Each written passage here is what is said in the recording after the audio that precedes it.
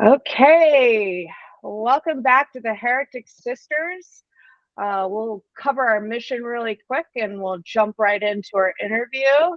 I'm Suzanne, I'm the hopeful heretic. I'm interested in exploring all of the frequencies with the hope of revealing something higher than our limited minds can grasp. Questions I'm pondering: what is the truth? Can we both have an individual truth and a shared truth?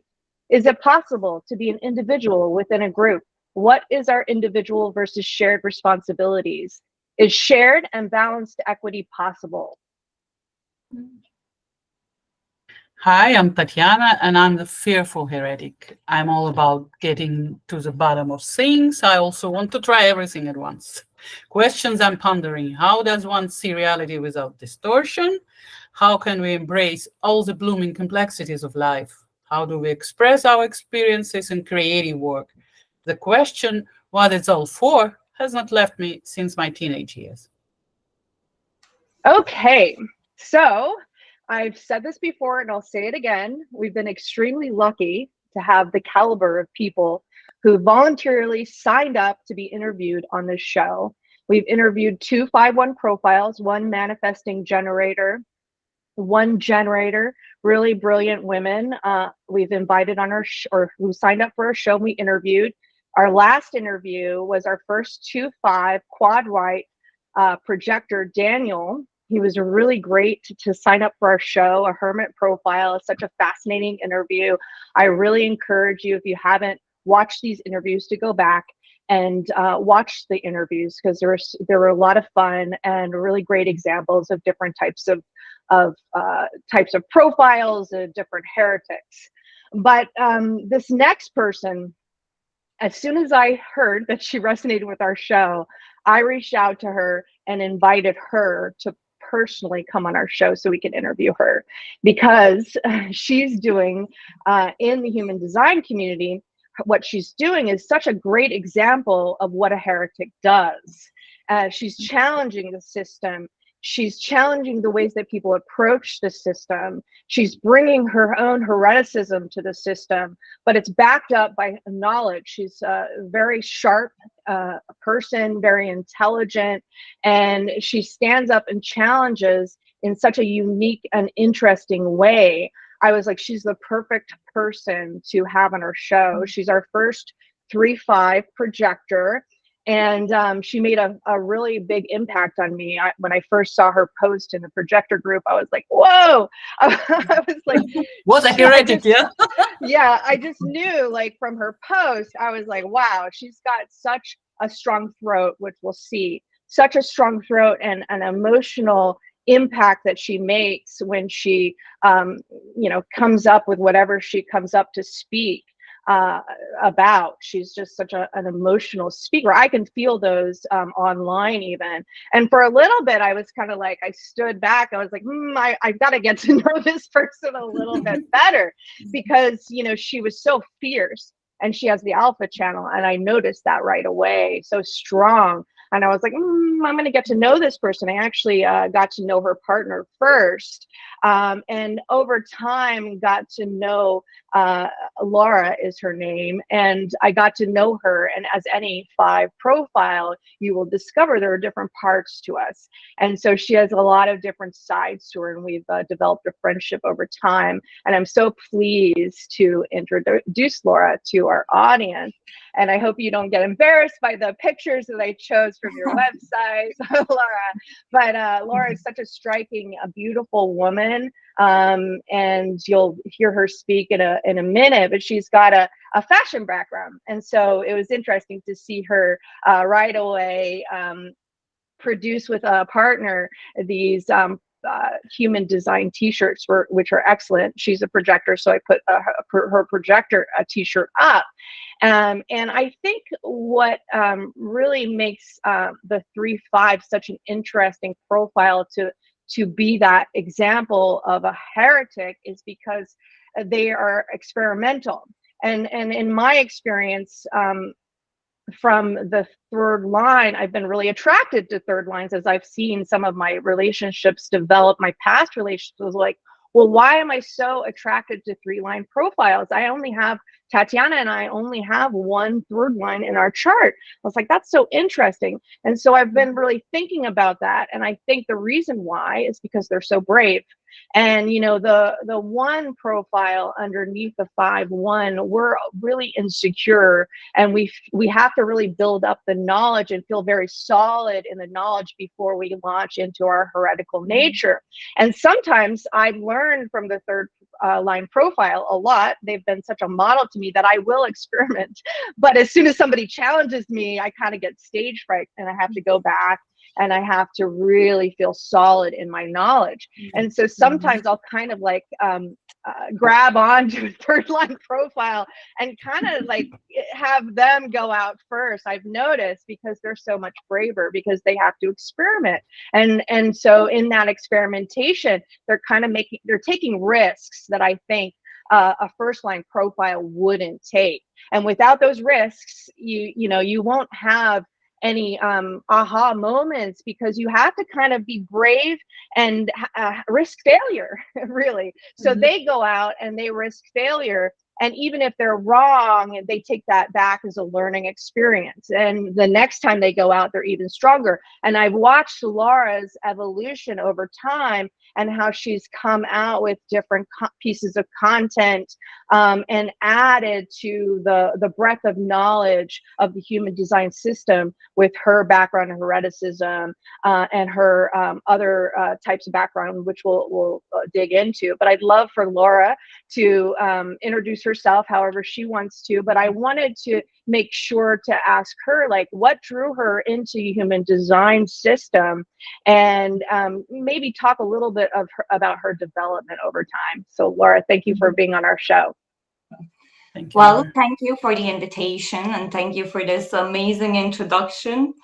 How I got into human design, I actually started working with it properly only in 2020. The first time I came across it was actually in 2009, when I was 18 years old. So I went to college, and there next to my college, I was studying astrology. So I signed up for astrology school, and I had a lot of assignments that I had to do at home. I had a lot of homework to do for that astrology, so I had to research a lot. And in my research, in all the Googling, I came across Jovian Archive website. And so I remember it very vaguely. I know I made the free chart up, and I saw that basic information that I'm a projector, my strategy and authority, but I left it very quickly. I didn't go into detail at all. So I had to focus on my astrology. And so when I came across it again in 2020, I recognized the website straight away. And it was again, I was researching something to do with the things that I did at the time, which was I worked as a tarot reader and a twin flame coach, actually, at the time. So once again, I stumbled upon that website, and then I noticed that there was like a free PDF file that you can download. I think that's still available on their website, where it kind of explains a bit what those keywords mean. And so that was the first thing I read. And then I went to Facebook to see if there's any groups or pages that exist on human design. And yeah, I just joined all of them at once. So tell me, when you first joined and you started to join in the conversation, like how did your process go as far as learning it, and what were your observations with the community, especially like the projector group? Like what were those initial observations, and how do you feel like, as you learned, how you started to question, I guess, some things that were going on in the community? Well, yeah, Projector Group was one of the first groups I joined, and there I found 2 readers actually that I got a reading from, and that was the first thing I wanted to do. I want to get a reading, and then I'm going to see if that is worth digging into. And it definitely was, because I was pretty disappointed with the reading that I got. It was very basic, which I could not expect more. I was a beginner, but I felt like all the information that I got, I already learned off the internet in like 3 days that I was into human design. And so I got another reading, and that one was a bit more detailed. But very soon, I got a lot of materials in human design. Somebody sent it to me. And so I just started studying by myself. And I really, now when I look back on the readings that I had with these analysts, I am really grateful for them. Because if they were brilliant, if they were given a lot of details, I don't know if I would have the need to research anymore or go any deeper into it. So that was really great for me. At that time, I was very annoyed and I was very angry. But looking back at it from now, I think that's exactly what I needed then. And so, yeah, I just started studying. I actually skipped quite a bit of those first books, like the definitive book, the Live Your Design stuff, ABC. And I went, actually, the first book I read was The Base Theory. It's crazy. Oh, nice. Because, what a yeah, great beginning, yeah. yeah, I did not understand a thing, but I had this idea, like, why would I start studying from lines and things that are like at the end? I have to start from the beginning, and this is where it all starts.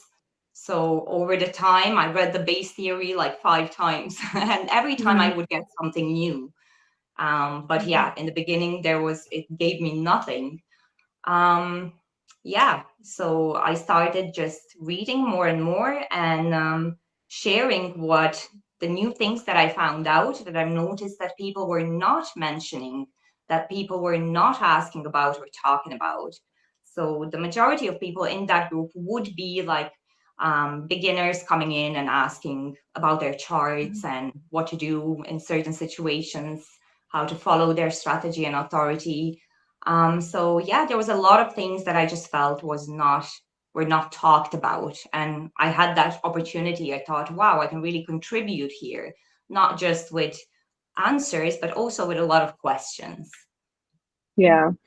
I had a similar experience as you with the materials. Like I was given a whole bunch of just I'm an observer. And so throughout my time and communications with people, I just got a buttload of information. But the only reason why I started to study it was because of my reader. He was like, he was, I think I switched profiles and he started to provoke me. I was like, what's happening? And I really started obsessively studying to understand what was happening and have the knowledge for myself before I went in. And so I was pretty packed with knowledge, and I probably put him through the ringer. But at the same time, it was like you were hearing all of these. There was a lot of things that were going on in that group because one of the first books that I actually read was the Mystic.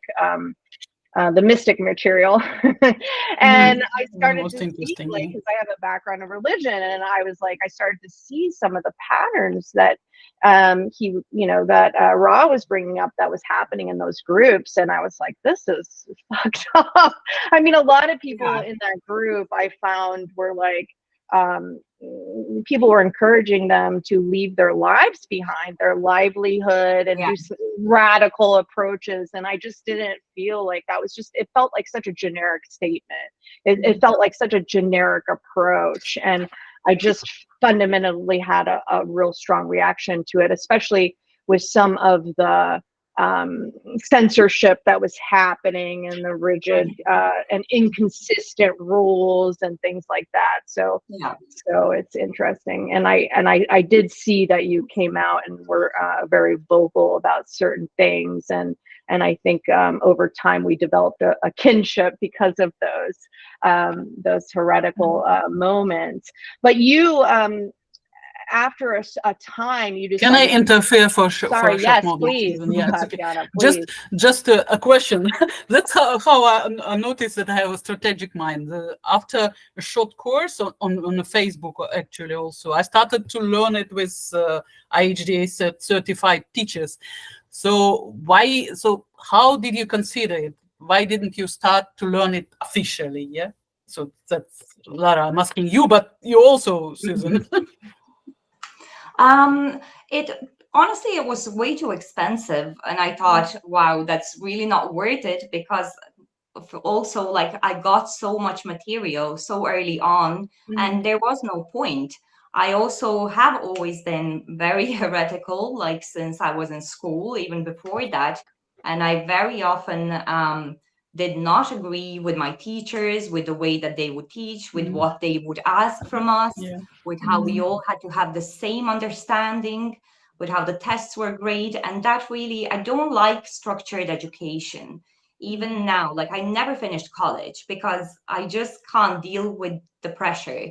Like, I don't know, in Croatia, at least, we have this privilege that I can go to a website of any college or university and download all the materials that are needed for each semester. And so I do that often. So, like, recently, my newest interest is psychology. So I downloaded all the books from the first semester, first year, and I can read them for free. I just don't get the test results and the diploma in the end. And that is not really my goal, not at all. I'm very easy to give up on things, to lose interest. So I think it would just be a waste of money, honestly, for me. Yeah. Yeah. Yeah, for And me, you, I think I love to study. I'm a not as like, if I'm obsessed with it, I just love it. And I don't have patience often. What happens is I have to dig, and it's not structured at all. It just is kind of like the person that I'm interested in learning more about leads, or me learning about me leads what I'm digging into. And so in each kind of situation that I find myself, usually in a struggle, like, what's going on? Why am I reacting a certain way? Why are they reacting a certain way? Just like a projector, you're just like, I've got to figure this out. I actually do like teachers and structured environments somewhat, because I often need kind of the visuals, but also the auditory. And I get very, like I said, like, I'm just kind of like, every day is a new day. And depending on where I am, I might go study something, but that takes a long time. Like, it takes me a quick time, but also a long time in certain respects to deepen the material. And so I like a mix of just a lot of different ways of learning. And I definitely am price sensitive, so it's very expensive. And I would say, Lara, I appreciate your point of view about the readings, because I understand why they do it in some respects. It's like, you can't really, I think a lot of people want a lot of detail, but it takes time to really understand the detail and to really try it on and experiment with the detail. And I don't think people actually do that at all. And so people kind of learn all of these things, and then they put it on themselves and be like, okay, I'm this or I'm that way. Or they, like you, Laura, had said, I think before, is like, they like, well, show me what this, I'm like this, show me how it fits me. And so they either do that, or they're like, oh, I'm PHS, blah, blah, blah. And they make stupid and dangerous decisions based on that information and that's experimental information. And they do that, and they don't really experiment with it. And so I feel like there's a medium, to me, that really needs to do all of it. Yeah, no, I definitely agree. Like, when I do my readings, I never do readings for beginners. And I always ask people to tell me a bit about their background and how long they're in human design and what they're familiar with. Because, yeah, it's just pointless to do this for a complete beginner, but also for somebody who's been in for a year and has read maybe one or two books. Even if they know everything on strategy and authority, I still need them to know a little bit about the color and the tone and the stuff, because I'm not giving them a lesson, I'm doing a reading, and it's a lot different, right? Yeah. And I think it's very expensive, but though, if you want to go in to get a basic reading, because you're, like you said, you can find a lot of that material already. And so from the US perspective, at least, astrology is way cheaper. So that's all you have to compare it to. And you're like, well, why should I pay somebody $500 to give me the basics? It's so crazy. I think it's outrageous, some of the prices. Definitely. I've been into tarot. I did that for work. I did twin flame for work. I also tried doing astrology over 10 years ago for work. And like, human design is the most expensive system I've ever come across. It's shocking.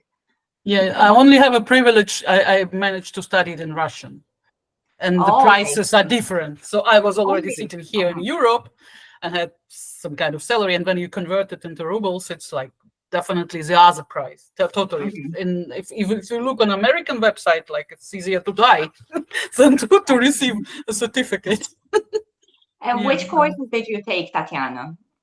So I'm certified, and I also a lady teacher. So I was studying with Tatiana Karapenko the whole way through, and to be honest, PTL1 is kind of disaster. I almost died during the because when you have to study all these gates in so I was talking to the girl who made a reading for me, and she was quite good, and it was a long reading with an enormous amount of details. Like, are you sure I would survive PTL1? You just continue, just don't give up. So I managed to go through I was a bit crazy about it. I want to end it just because I understood that I would lose my job soon. And while I have it, I better invest all the free money into my studying. So that's how I did it. You're an analyst, though, right? Is that like the term that they call it? Design teacher. Living your design and an analyst. But it doesn't change anything in my experiment. So my experiment goes the way it goes. That I'm certified, but I learned a lot, but still I have to leave my experiment first. That's the most important thing. It's really hard for me to position myself as an analytic and to play this game. This game looks a bit strange to me. So get back to Lara.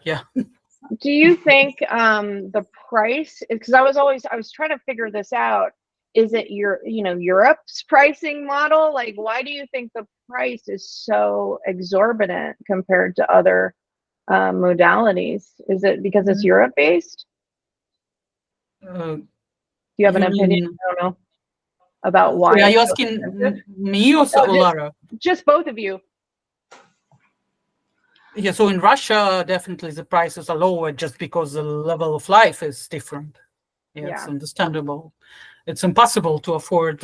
Some of teachers are learning, of course, with United States teachers or whatever, but it's not for everyone at all. And that's it. Laura, is it the same with other things in Europe? I know you live in Croatia.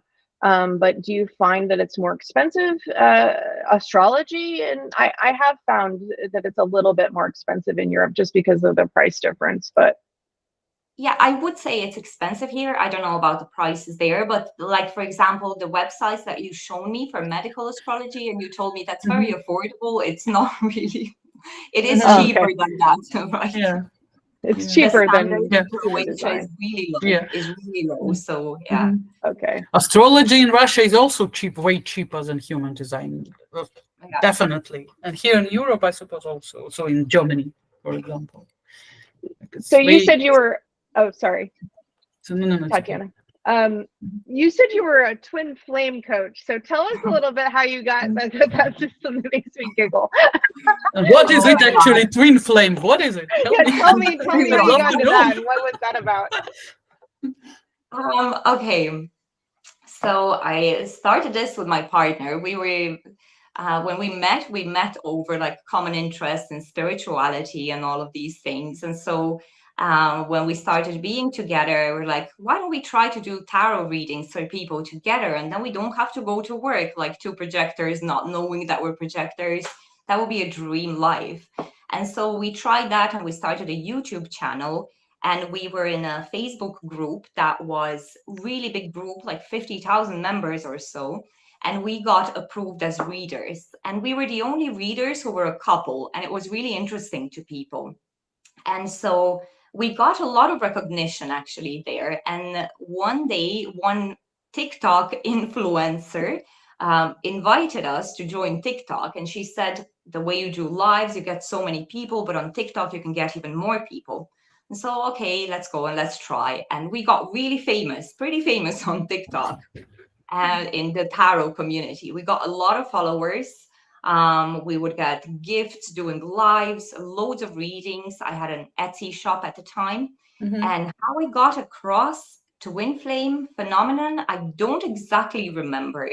But it was something on Facebook, and I was in all kinds of spiritual groups and probably joined the one called Twin Flame without knowing what it is.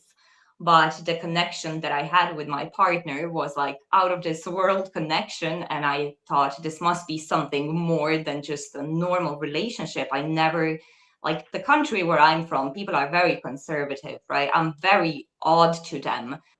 Astrology is like devil worshipping. So none of those things are really acceptable. And so now I found a partner who is into this stuff. Like men are not usually into this stuff either, right? So it was really also like very, very special. And so we started reading about that and looking at all the signs. Oh my God, we even look alike a little bit. We have the same eyes, the same, all the little things. And it just like, it described us totally. And yeah, we started, I don't know exactly how it all begun, but it came from the tarot. So we kind of moved from tarot into twin flame combined with tarot. So we would do tarot readings for twin flame couples or for people looking for their twin flame. But this is what I do. This is how I usually am in life. I grab onto something, I believe in it completely, and then the bubble bursts. Then I see the reality. Then I see it's my perspective, right? I'm here to see beliefs and limitations. Then I start seeing the limitations in what I'm believing into.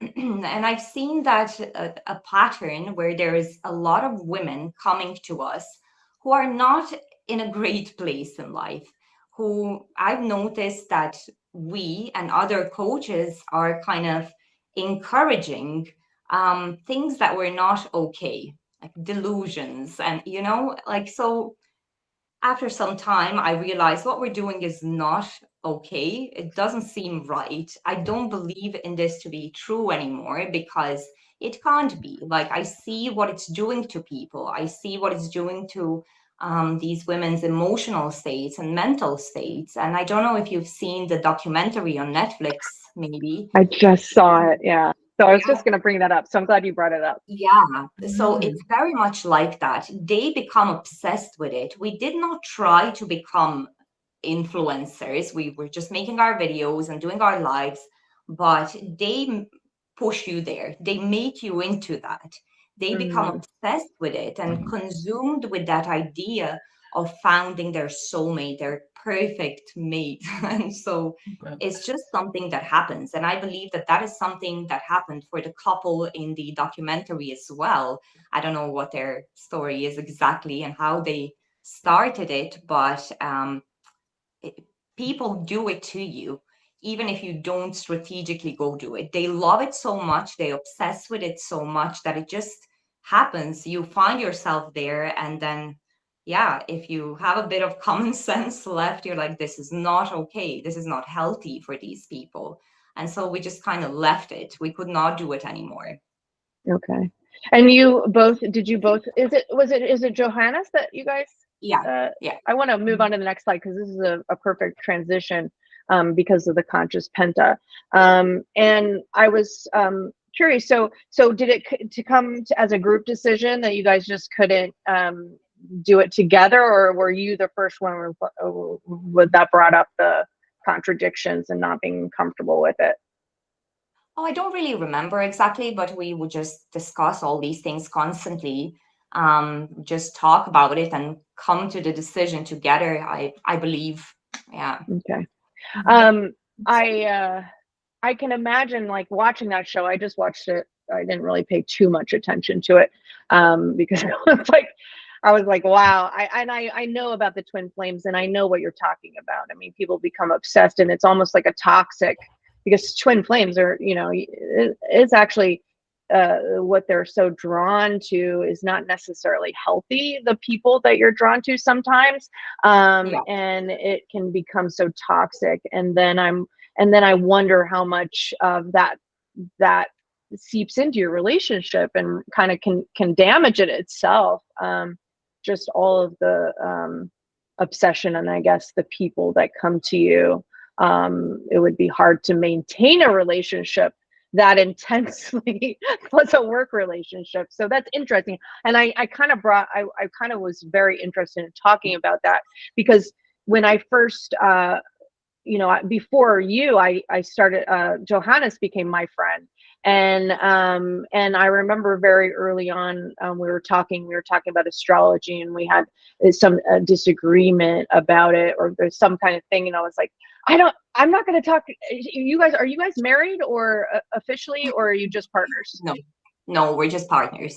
Not just partners. I'm sorry to say that. Yeah, but we live together and everything, but not married. No. Okay, because I think I remember saying, I don't want to talk. I'm not going to argue with your wife through you or something crazy, because I think you were asking about astrology or something. But it was funny because I got to know him before I really got to know you. And from those both experiences, I know how different you are. And I was just curious, because there's this whole theme, because you're right and he's left with the variables. And I know a lot of what Ra talks about from the right perspective. And he believes that actually right minds, and you have two right variables, a right brain and a right mind, they actually benefit in being in these penta environments, because you get things drawn out of you in that way. And that he also thinks that they work better in groups to learn. So I was just very curious, because you have so much penta hookups, and it must be hard at some, in some cases, because you're naturally hooked up to people in a penta. If it's not good, it's not good. If it's good, it's great. But I just kind of wanted to understand that experience of both of you meeting each other and being interested in spirituality. Like you said, that's very special. But how do you guys work together and learn together? And can you describe that process, either positively or negatively, about your process and how you pull things out of each other? Or how he pulls things out of you? My own penta, right? But the way Ra describes it, how the left minds have to ask questions to the right minds, we don't do that. We are very natural with each other. Like, for example, there is manifestors that I talk to on Facebook, and they always want to guide me into how to talk to them. And then they're like, you have to inform me if you want to do this. You have to inform me about this question. And it's like, that's so robotic. It's so unnatural. And I really don't like that. I don't feel comfortable with that. So I don't think he asked me questions. How we talk about human design, like, constantly, nonstop. We're in the car, I'm reading a book out loud, and then we talk about it together. And it's always like that. I read out loud, and then we talk about it. And he's always like, explain it to me. What did it say? What did it say? And so, and very often he comes up with amazing, like, ideas. He's very, very visual. And what he does is, I'm talking about something, and then he draws things. He draws something, like these things with tones and these graphs that I make for my posts. It mostly comes from his drawings. So whenever we talk about something, he just comes up with an image. And he's extremely talented in arts, and he can just draw things from his head, no problem. And so he does that. And then that is what is really helpful for me. I love that. I can't think that way, but when I see it, then everything kind of connects, everything sits together. And that is when I realize, like, I have an insight, he draws something, and then it all sits in place, and then I get it, and then I make the post. Right? Cool. I was wondering about that, because I was like, because you guys have such great visuals, and I just am always impressed with the artistry. You both have the 1/8 channel. I know Joanna's has it too. So very creative, and the Pluto in gate 1, which is such a powerful gate to have Pluto. So you have a very natural creative instinct, both of you. But you're just a little bit more on you're the way that you visualize is more internal, I guess, right? I don't visualize at all. And this is something that I always knew about myself. So I went to college that was totally not for me. I went to study fashion design. And I realized very quickly that I'm not like the other kids. I'm not visual. I can't draw like they do. And it just did not work for me. My daughter has the same channel as Johannes. They both have 1156 and 1858. And I think that plays a big role as well, as they're able to kind of perfect the visuals, perfect the ideas that they have. And they're both extremely talented in those things. I have a problem visualizing. I can't imagine something in advance. I can't imagine something that did not happen. Or like in simple terms, if I say to my daughter to draw a frog, she can just draw a frog straight away. I can't even think what a frog looks like. Like I know a general idea of a frog, but I would not know where the lines go, where the head ends, where it begins, and things like that. So I don't think I'm visual at all. But what I do have, I have an inner vision, and that is that delayed vision. So I have this example. When I used to work, I worked as a visual merchandiser, as a display person. And that you could say is a very creative job, but I did it in a very different way than the rest. So I would make something up and then I would just leave it. I make up a window and I go. I would take a picture of it and just go. I can't look at it because I don't know what I did. I just go with my feeling. And then when I take a picture and when I sit down and I analyze the picture, that is when I can see what is wrong, what is right, what should I change, what can stay. But just thinking about things in that sense, just placing them directly from my head, it never works. It never stays that way. Yeah. I have that same thing. I'm an outer vision, but I always have had to work with a visual artist. And I always had to see something and then I would know, okay, well that I'm good at critiquing. I'm good at critiquing, but even like I would get so nervous, just like I wouldn't even be able to put something together, I think myself, but I would definitely, once somebody else did it, be able to spot like what things need to be improved and what didn't.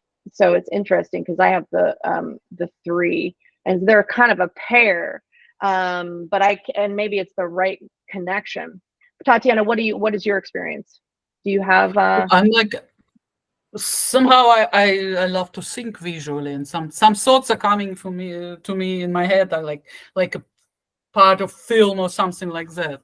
So I do think that later in my life, maybe I would get to painting finally. I'm not that relaxed yet, but I think I'm going into this direction. I was always involved in, but mostly when I was working in marketing, of course, you need a designer on your site to do it. Yeah. Oh, yeah. Good idea, Lara. Yeah. Now we can see you better.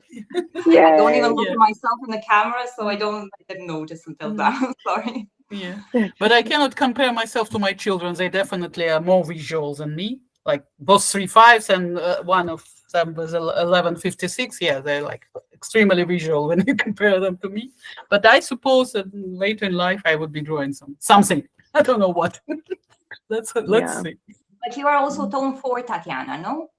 Do I remember that correctly?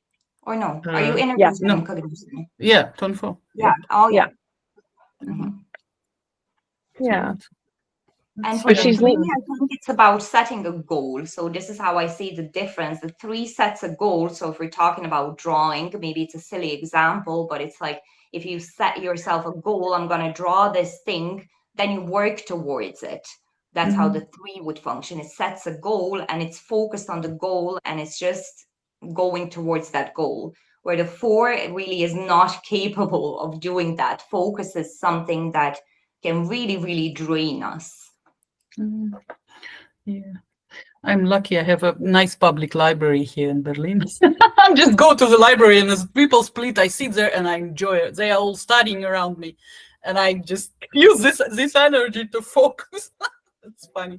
Yeah. But yeah, that's how I spend my day sometimes. You both are really artistic, no? Mm. Tatiana, you're singing, and Suzanne, you also did something, theater or something, if I remember Theater. correctly. Yeah, theater. No? Yeah, I did. I was an actress in my previous life, I like to call it. Oh. Yeah, I got recognized for I was such a shy, but I was one of 9 kids, and so I was shy, but sweet. I think people saw my nature, which was I really, as a projector, I think, really wanted to find my niche and wanted to, wanted, like a lot of kids do, just wanted my own thing. And I, in the 5th grade, I just had some wonderful teachers who I was in a musical, I was Cinderella in a musical. Oh. And I did my first nice. mime performance, and I was so mortified, like in that musical, because my voice cracked, and I was like, oh, I'm never gonna. And so I got like really afraid of singing. But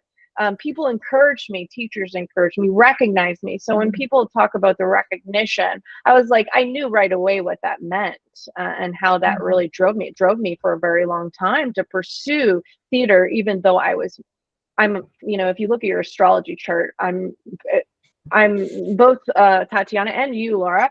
We have our sun underneath the horizon, and so that generally means there's, you don't really like to be center of attention in some ways. Like, we're artistic and we want to express ourselves, but the crushing weight of being seen can get to us, and so we need a lot of alone time and away from that. So I kind of, like, after graduate school, I was like, I didn't want to wait tables as a woman. It was really hard to be paid unless you were going to be famous in theater. So I got into marketing after that. But I've always had because we both, Tatiana and I, have Mars and gate 1, and in the first line, they're design Mars. And so I've always felt, and I want to talk about this maybe later, maybe we should move on to the next one, but I've always felt a little like I'm good at certain things, but developing it's been my challenge, is the development into something that's more mature.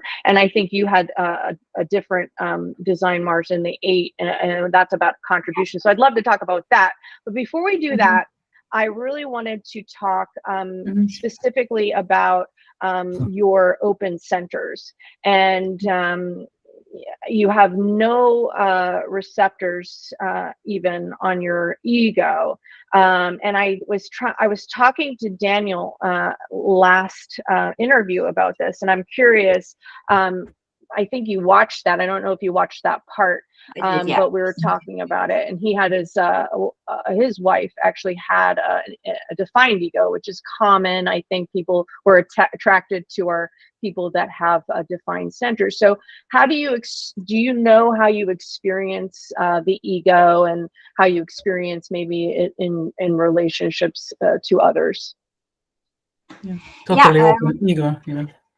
It's a difficult one for me to say, yeah, I experience it exactly like this. I have these keywords from Ra. I'm not sure that I resonate to those keywords, not knowing my worth. I don't think I put importance on that. I think there is a big difference in having a totally open center and having it undefined. I think having it totally open is a bit less problematic.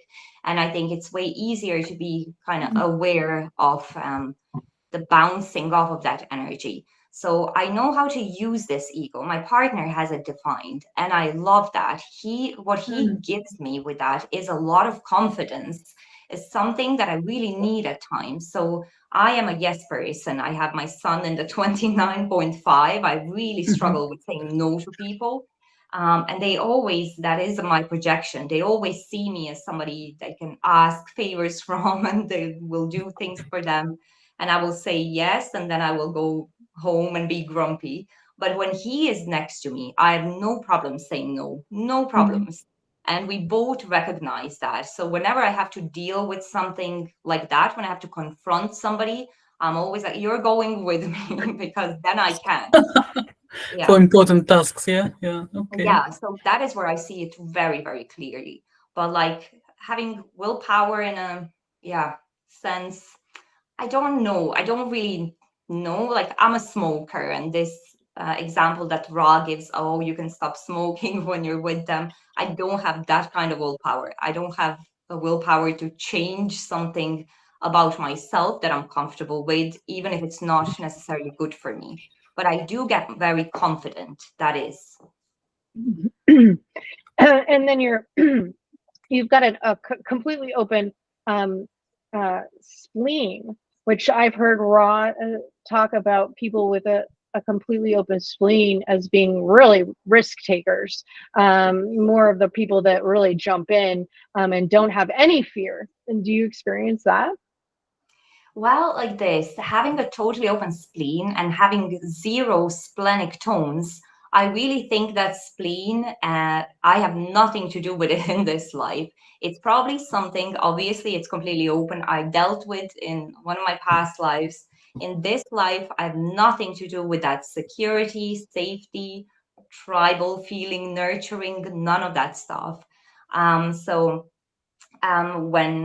this is what I like to do when I see totally open centers, I like to look at the tones and see what the mind here is here to master or what the body is here to master.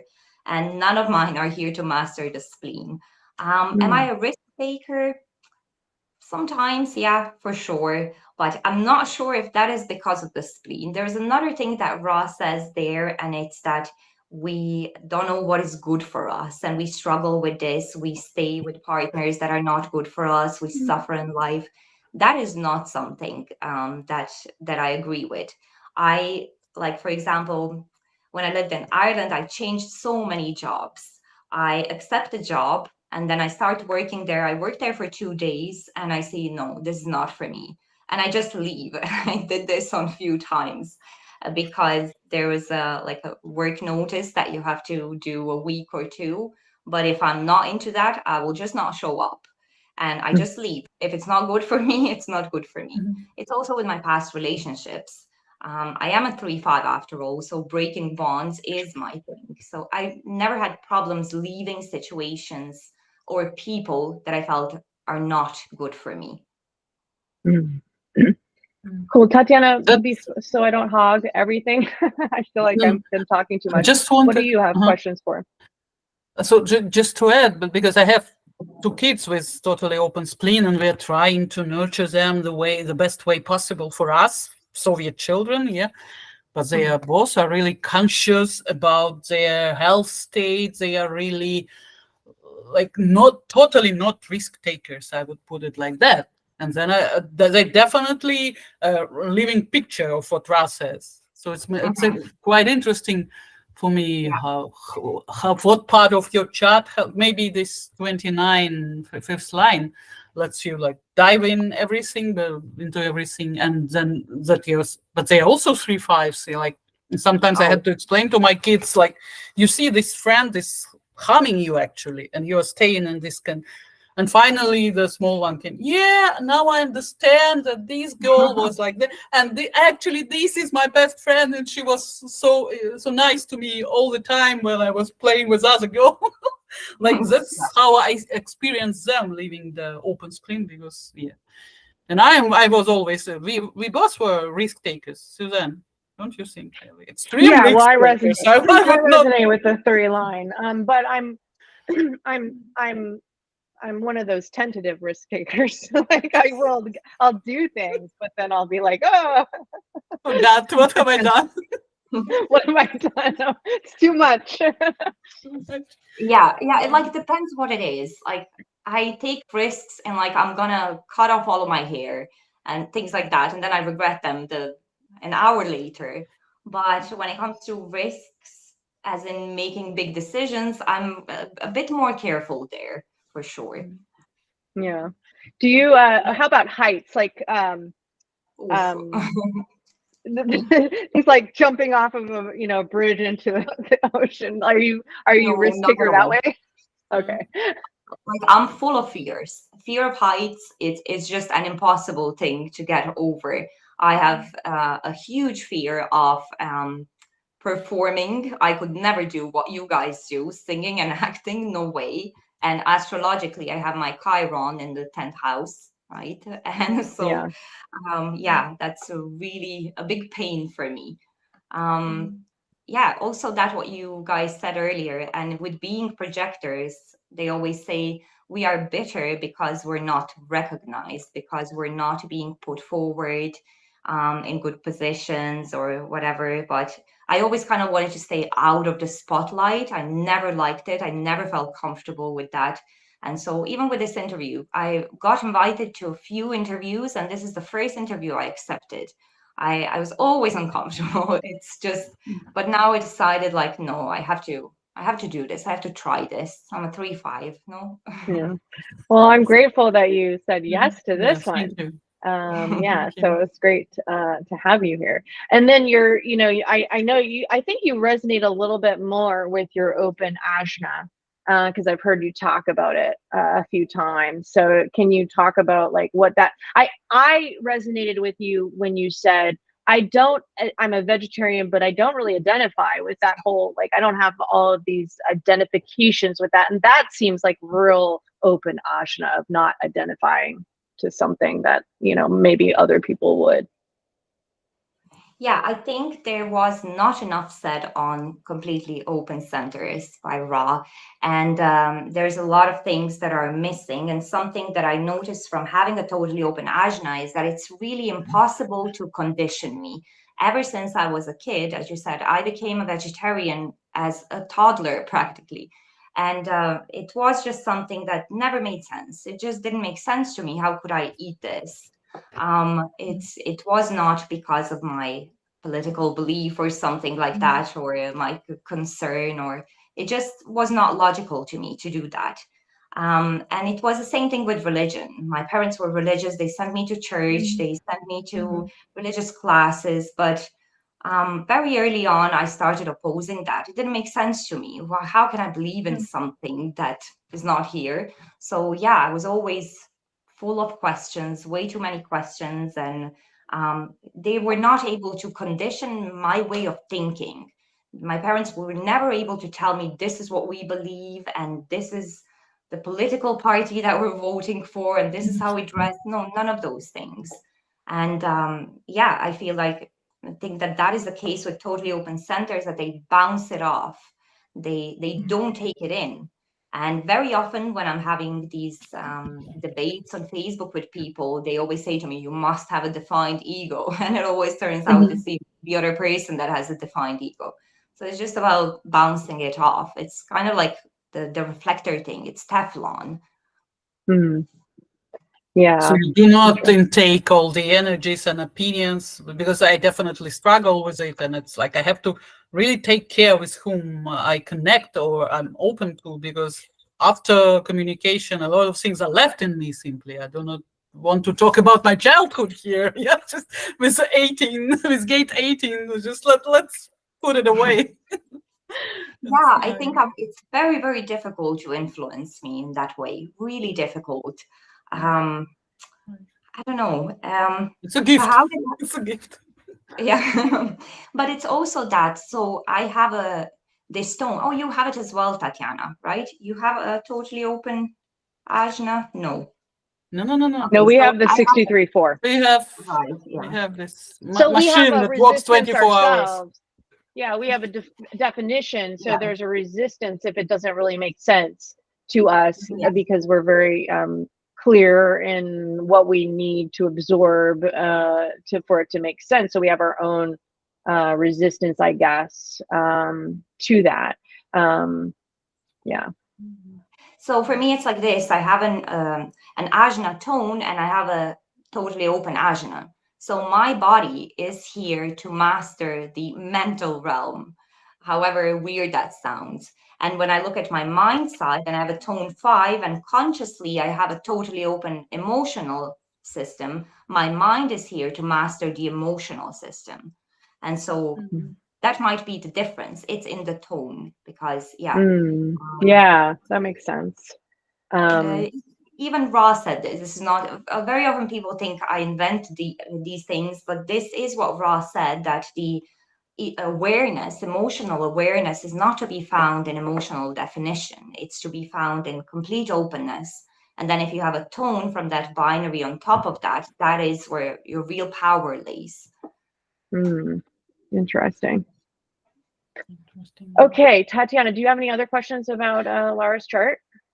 No, I have a question about for projectors family, but maybe we can postpone it later on. No, go ahead. Yeah, so just I'm a member of For Projectors family, and really? you're the first one I met. So I heard about at least one family I read online, I suppose. But how do you feel? So how do you find living in this project? Do you feel the difference? Yeah, this absolutely. So I come from a family of, there were 2 generators, 1 manifesting generator, and me. And I was the only emotionally defined and the only open sacral. So yeah, it's a big difference. And I said with my partner, we often like talk about these things and analyze our childhoods and compare it to our current situation. And I often say, like, how did I have so much energy when I was a kid? And my kids are like, we go to a playground, they play for 10 minutes and they're tired. They want to sit down, they just want to read or color. And kids are playing around them. They're not into it at all. And I was totally opposite. And then you see it like, because my generator mom was with me constantly.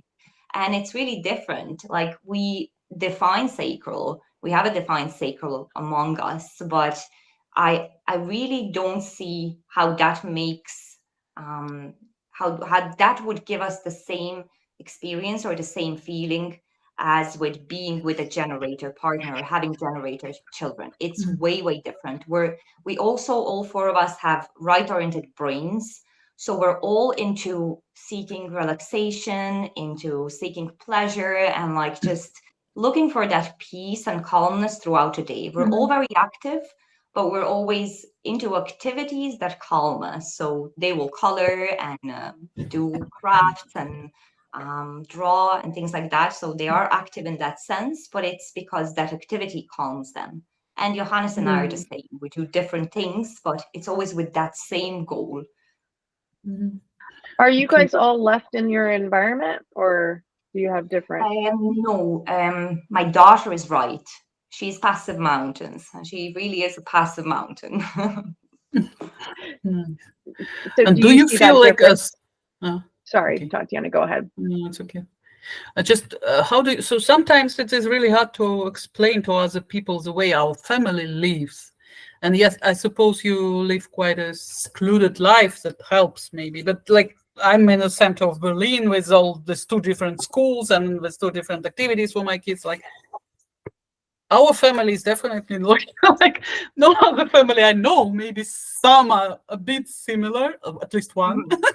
I don't know, but maybe they are also projectors. How do you deal with it also? Friends of your kids and all the rest. Oh yeah, so yeah, the friends, we actually don't have their friends. There is not one projector, there's one reflector, and all generators are manifestors or manifesting generators. And then they act the same. I don't feel like they are now filled with energy. I do see that they amplify because they become extremely energetic, but it's not for a long time. It's not like we're going to leave and now they're going to be tired. They get tired. So my kids go to bed at 7:30. And even though my daughter is 9 years old, it's just how we do it. And she knows at 7:30, I go to bed. I don't have to sleep. She's going to read or do something in bed, but she's resting and she likes that. So even when we go to visit friends and it's like 8 o'clock, my son is asleep on the couch. She's sitting and the kids are still playing around him. Like, so, Same it's thing not here. like a constant thing, is it? Yeah. Yeah, of course. So when I say like my kids at 9, both 16-year-old and 11-year-old are already sleeping like at 9 p.m. Like, how could it be? My son is going to bed at 1 a.m. and my daughter is going to at 2 a.m. and I have to push her. I do not understand this problem. It's not known to me. Yeah. Yeah, Yeah, everybody that's says, "Oh, you're so lucky. They're so good. They go to bed so early." But yeah. I think that's the biggest thing that I've noticed. I've got a manifesting generator as a son, and a generator as a husband, and they've always, I remember very clearly my son just running around circles, running around circles, and I'd be like, oh my god, how am I going to get through this night? Because I'm just like watching him, and I'm like, he's got so much energy, I don't know what to do. And that's kind of the experience that at nighttime, I feel like you really understand the generator, and really having to be tired before you go to sleep. So I don't force him to go to sleep at any time. He can just, he might need to, to watch how late he's staying up, but I don't force him. But that's the biggest thing, because I was just trying to understand because sometimes it depends on the environment that I go into. Sometimes even with projectors, if they're left, or maybe they've been conditioned as a generator, the left environment is just like, sometimes they expect you to be like them, and I'm like, I just don't, I'm just not into going and doing all of the generator things, especially now that I'm older. I'm just like, I want to just sit here and relax and study. It's not like I'm like sleeping or whatever. I am very active in my studying or doing things that I want to do, but I'm not really interested in like, oh, come and help me cook, or, come and do this activity with me, and, always be on. That's how I would describe it, is like being on for somebody. And I was just trying to understand like the differences between even some of the projectors that I've met who maybe they've been conditioned a certain way. And I'm like, okay, what's the difference? So I'm still kind of experimenting with that. Yeah, my kids are both splenic projectors, spleen defined, and but they're very different from each other, except for that energy part. But my son really likes routines. He has the 54-32, and so everything has to be predictable, and he loves that. He knows 7:30 bed, and he wakes up always at the same time, and that is the way he enjoys it. And the way I play with him and the way I do stuff with him all has to be very structured.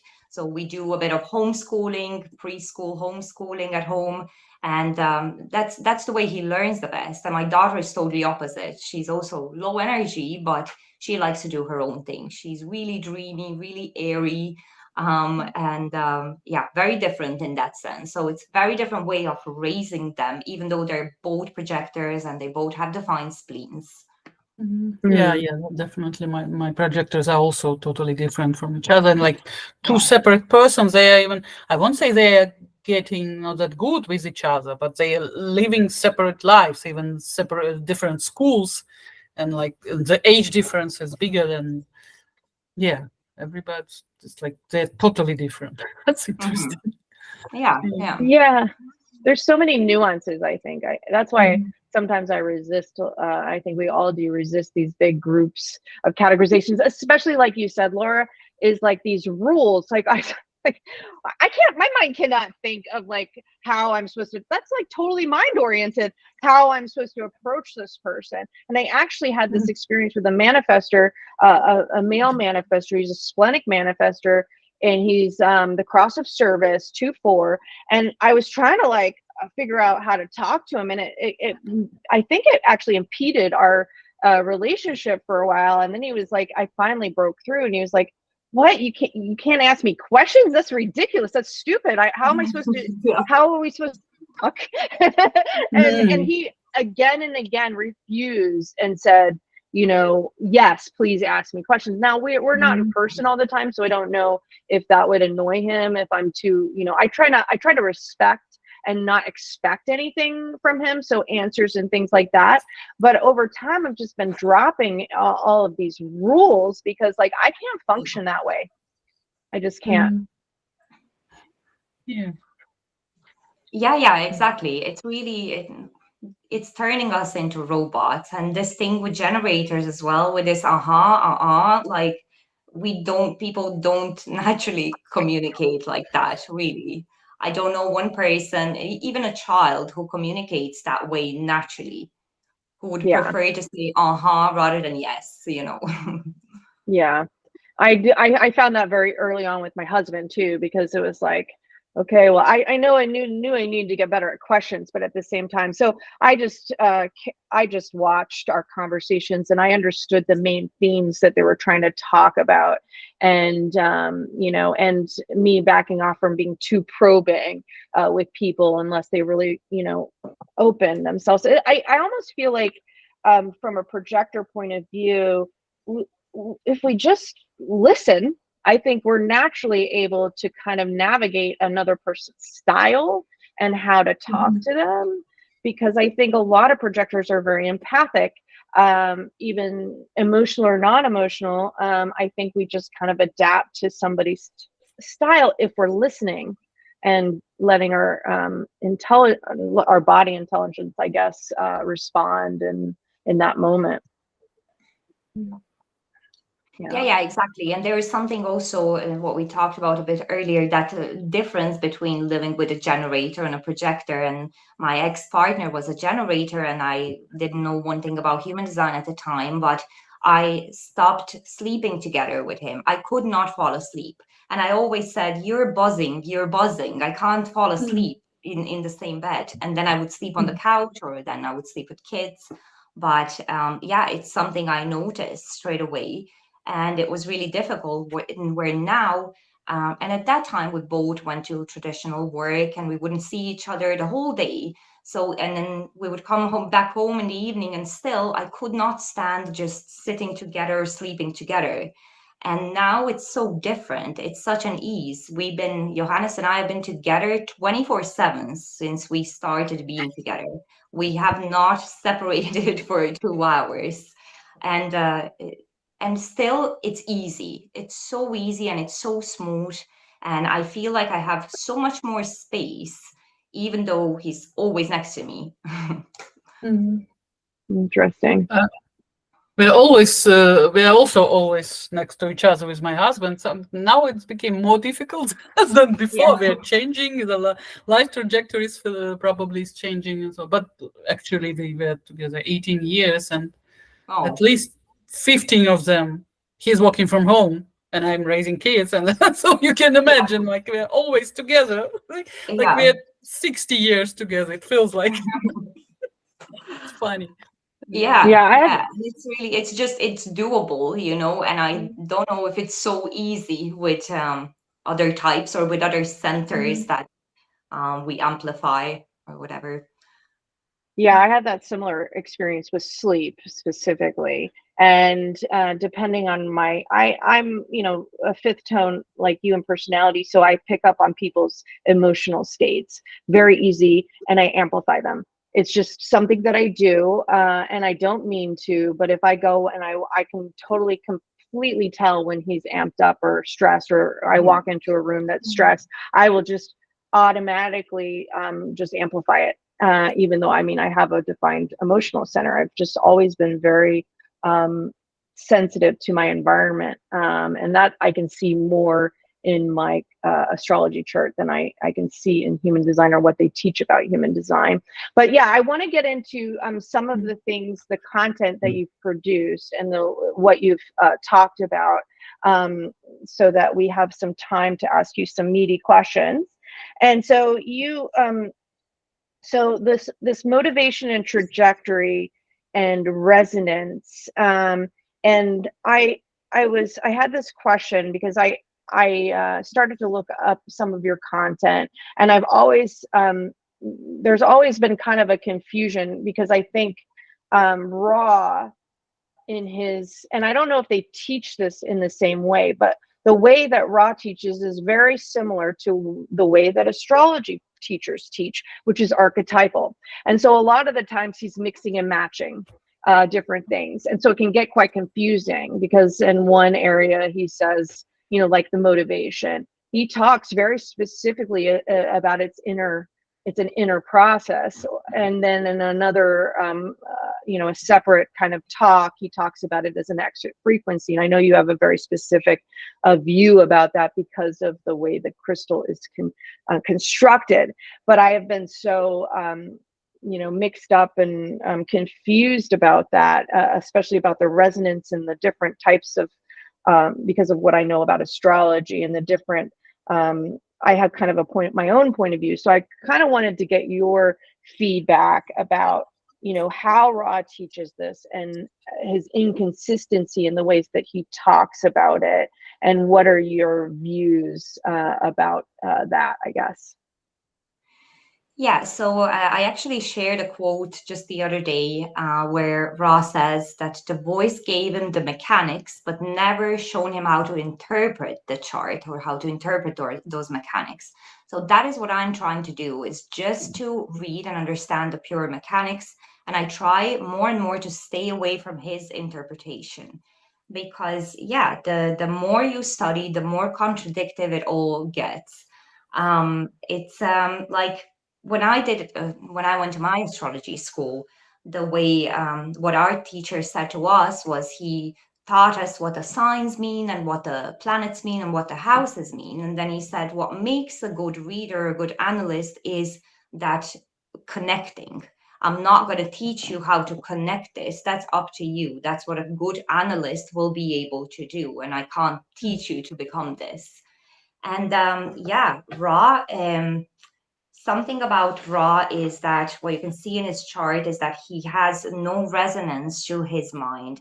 So if you look at his personality color 3 and you compare it to the planetary square underneath on the personality side, there is no other color 3, which means that he does not resonate to his thinking. It's very difficult for him to tap into his mind, into his memory, into all of these themes, all of these 9 teams. So the way I like to describe this square is like having a house with 9 rooms. And if you have no resonance, which is very common, by the way, it means that the lights are turned off in all of the rooms. You don't have a light on in any of the rooms, and it's very difficult to see in them. It doesn't mean you never see in them, but it's difficult. So it's like there's no confidence, there's no kind of trust in the information that you get from that place. And then somebody else comes into your house, and let's say in Ross' case here, I'm looking at his chart now here, somebody with a color 1, like I come into his aura, and I will put a light on in the room of his Mercury, his Neptune, and his Venus.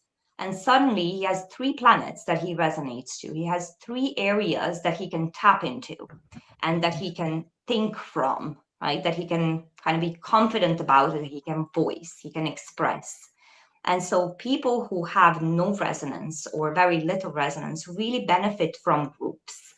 And this is why I believe I have a big problem with performing in front of groups of people, is because I have a lot of resonance to my own thinking, and I don't necessarily need it so much as somebody like Rob would need it. And he often said that he learned the best things about human design while he was teaching them.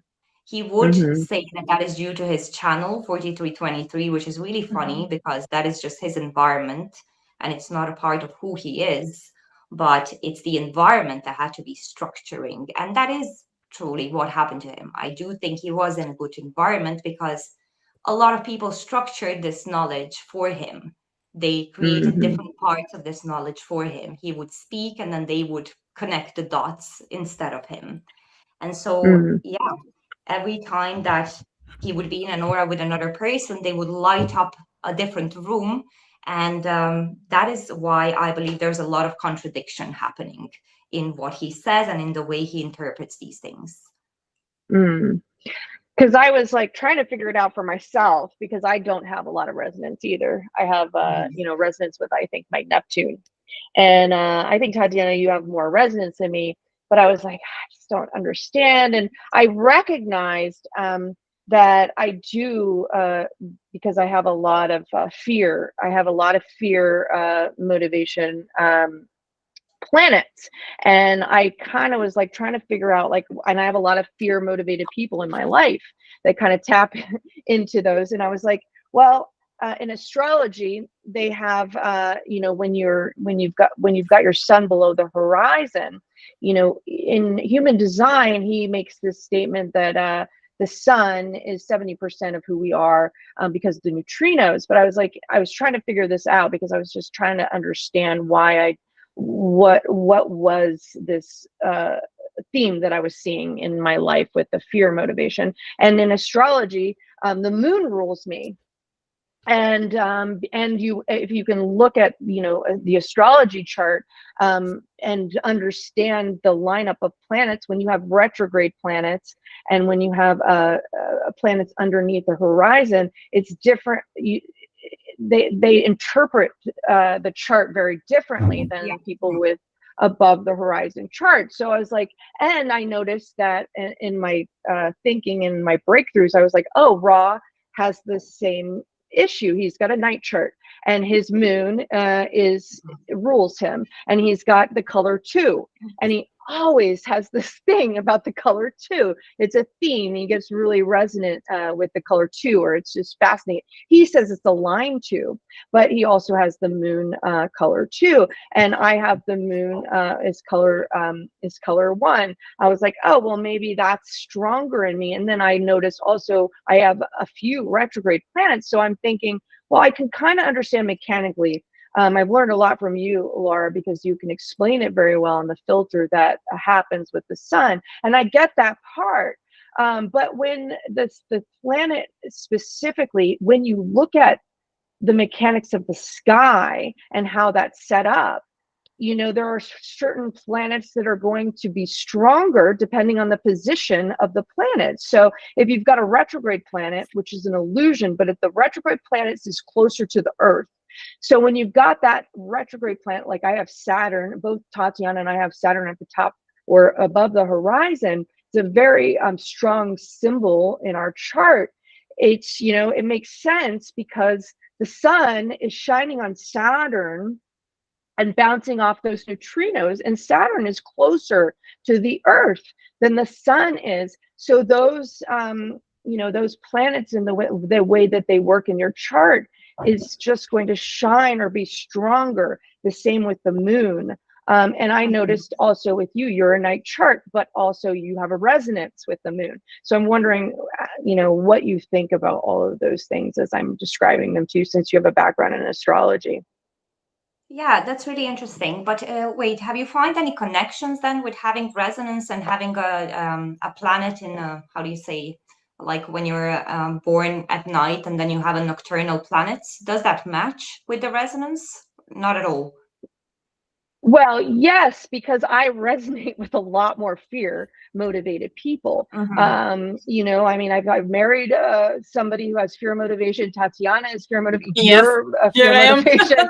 and the hope people, you know, I definitely notice that I have an attraction, because I think I have a lot of fear motivated planets. I have a lot of, you know, tension, internal tension that drives me. And so sometimes having that person that's motivated, I almost think of it as motivation as therapy. It's like, oh, I need that hope around me sometimes, because I get too dark, I get too cynical, and those are themes, of course, with my chart. And so, and I definitely resonate with the moon ruling me more than my sun.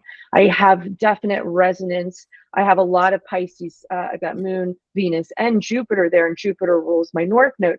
And in a way, Neptune is resonant to me. So in a way, I can see the benefits that I have with hope motivation people.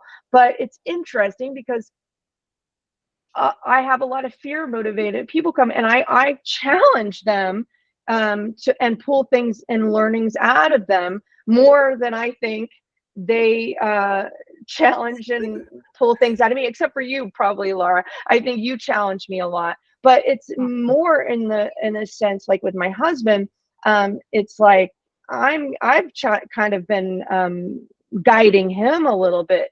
he definitely likes to do research and stuff, but not to the extent that I do, you know. So I just find a lot more resonance in my moon, definitely, than my sun.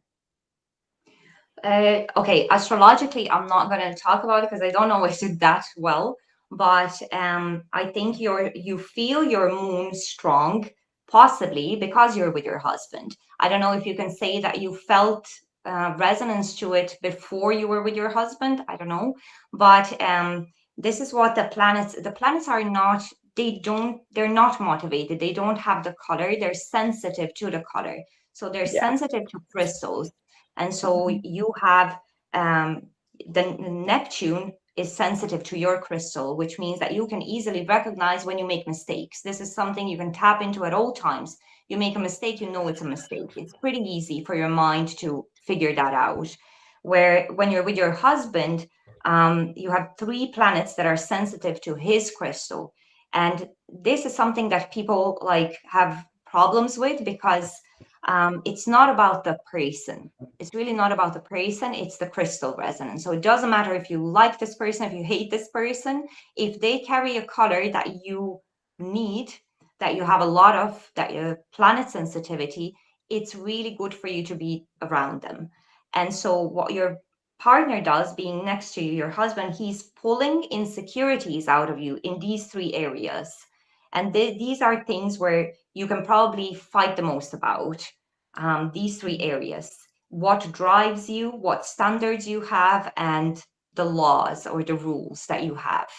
And these could be the things that you disagree about because he's shining the light on those 3 themes. He's directly like shining it on it, and you feel it pulled out. And very often we don't like that.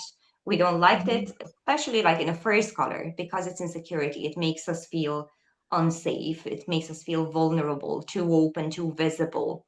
And so, yeah, what we have to do there is become the fear, is master those themes and turn that insecurity into a security. So that is kind of the transcendence of it. But when it comes to astrology, something that I really like what you mentioned about astrology is that we see planets differently. Not every planet is, this is what you are and this is what you have to do. Some are like, this is where you have to be careful. This is not what you have to become. This is your weak spot. Where in human design, it's all like, this is how you speak. This is what your standards are. This is what you do. None of it is weaker or stronger. They just make it all equal, where we can see, oh, I have a night chart, but I have a Jupiter in the 10th house, and it doesn't work as well as it would if I was born in the day, right? So it's weakened. So that is something that I think is missing here. Yeah. I think Jupiter in your case is strong because it just naturally shines in the day. So even if it's not, even if you're a night chart, it's still a strong planet for you because it shines in that daylight. Saturn does too. Mars probably doesn't because it's a malefic. But yeah, we could go on and on about that. But it's interesting because like I think I pull more insecurities out of him and some fear motivated people too. So it's an interesting dance. I think the crystals anyway, because you know if you have a strong one resonant chart other than your sun, you're also kind of mirroring that to the other person who's also got different colors on their chart. So who do you say is pulling out what? To me, it feels like it bounces off of each other. And sometimes you pull out insecurities in one area and sometimes you pull out insecurities in another. Yeah, it's not something that is consciously done. So it's just the kind of a result of being next to that person. You feel more this way rather than when you're alone. But do you know, I don't have your husband's chart here, but do you know how many planets he has that resonate to hope? Or does he have any? I think he does. I think when I looked at it, I can't remember exactly, but I think he has like the Venus or something that he resonates with hope, or some kind of planet that made sense to me. I was like, oh, this is why he was attracted to me. I'm going to see if I can pull up his chart really quick to confirm that, but my computer goes a little slow. But yeah, I mean, it's interesting to see, because there's so much, I think, and that there's so much nuance, I think, and some people, and I think I have a fundamental problem with focusing so much on the sun, even though I know that's where the neutrinos come in. It just feels like it's so nuanced, depending on the planet. I don't know if I'm going to be able to pull up his chart, because I'm going to not do that right now. Okay, but how do you see the sun in human design? How do you read that for yourself? Well, you know, I understand it from a basic theme. I see the 49-5 as a theme. I see that now that you look at, you know, because we're Aquarius suns, and all of my life, you know, I've heard about Aquarians being the rebels, and the people that are going to be different, and I resonated with that. I also have a very strong Uranus in the first house, you know, and so against the status quo, always trying to figure out where I fit in.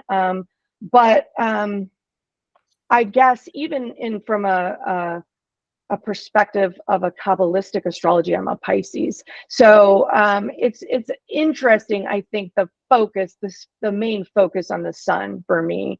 The 49.5 being having strong principles. Yes. Tatiana, why don't you chime in, because you've got the same chart. What do you feel about the theme of the sun and how it resonates with you? So to be honest, this is recently, like a week ago, or maybe a few days ago, I finally came to conclusions that I have simply to accept it. I always have difficulties with, I'm trying to fit in and I never fit in. And whatever I make, I'm again a revolutionary somehow. And it doesn't matter if we're talking about other people or groups. It's in my life, it's a permanent revolution, I would put it like this. Yeah, and I have to accept it. I have to, so I'm not acting or living like the female person of my age born in Russia. Like, you cannot even imagine how I'm different from the persons I studied with at school and so on. So I was struggling to accept it. I was trying to fit in, and now finally around my Chiron, yeah. So I'm working on acceptance of this aspect. I'm not fitting anywhere. I'm always trying to revolutionize. It's a kind of conflict, permanent conflict that's going on inside. And I'm bringing it. Sometimes I bring it out, sometimes I do not do it. But like, it's just true. I feel it now in retrospect. I was thinking about myself totally in a different way. Now I'm looking back what I've done. Oh God. Oh my God. So I'm trying to accept it and to sell myself to myself and to others like that. So I'm not going to sell anything. I'm different again from all the people I meet. That's okay. That's revolution. Yeah. It's always permanent revolution that's going on. So I do notice it. Maybe this is only an aspect of myself. Yeah, there is also a strong moon and all the other stuff, but I had to accept it, especially in my family. Now, when I see from this point, I understand what happened in my childhood, in my parental family, and why I was so uncomfortable with them, and they suffered a lot from me. Also, yeah. Yeah, well, it's a tribal. Sorry, go ahead. It's a tribal gate, you know, and it's for us, it's like hanging there. And I definitely felt like I had to rebel against the tribe all over and over and over again, and rebel against groups. So that's, I guess, where it is. But it's interesting because it's a tribal gate, and we For have us, no tribal. Yeah, We we're have not no tribal at all. connections. Yeah, so it's interesting. I think I see it, but I definitely, and people, I think probably it's the projection too, because very early on in college, I wrote a letter to the editor, and I was like, supposed rapes and blah, blah, blah. And I was very vocal and revolutionary in that. And somebody wanted to organize me. And I was like, they were like, this man wanted me to join this feminist group. I was like, no, I'm not going to join that. So I see that too. People seeing me in a certain way, and how I go. So sorry, Laura, what were you going to ask? Yeah. No, it's okay. Yeah, now, no, I don't know now. Okay, like this. So you try to kind of identify with that sun. You want to resonate with it. Oh, you're asking I don't me know that I want to. I want to understand it. I want to understand it. Yeah, the way you see it in astrology, you say it's not as strong as like resonance as some other planets for you. So how I see the sun is also one thing that I once came across Ra saying, and it really made all the sense to me, because to Ra, everything is just you. This is what you should do. This is what you should do. You should do this gate, this line, this color, this tone, this definition.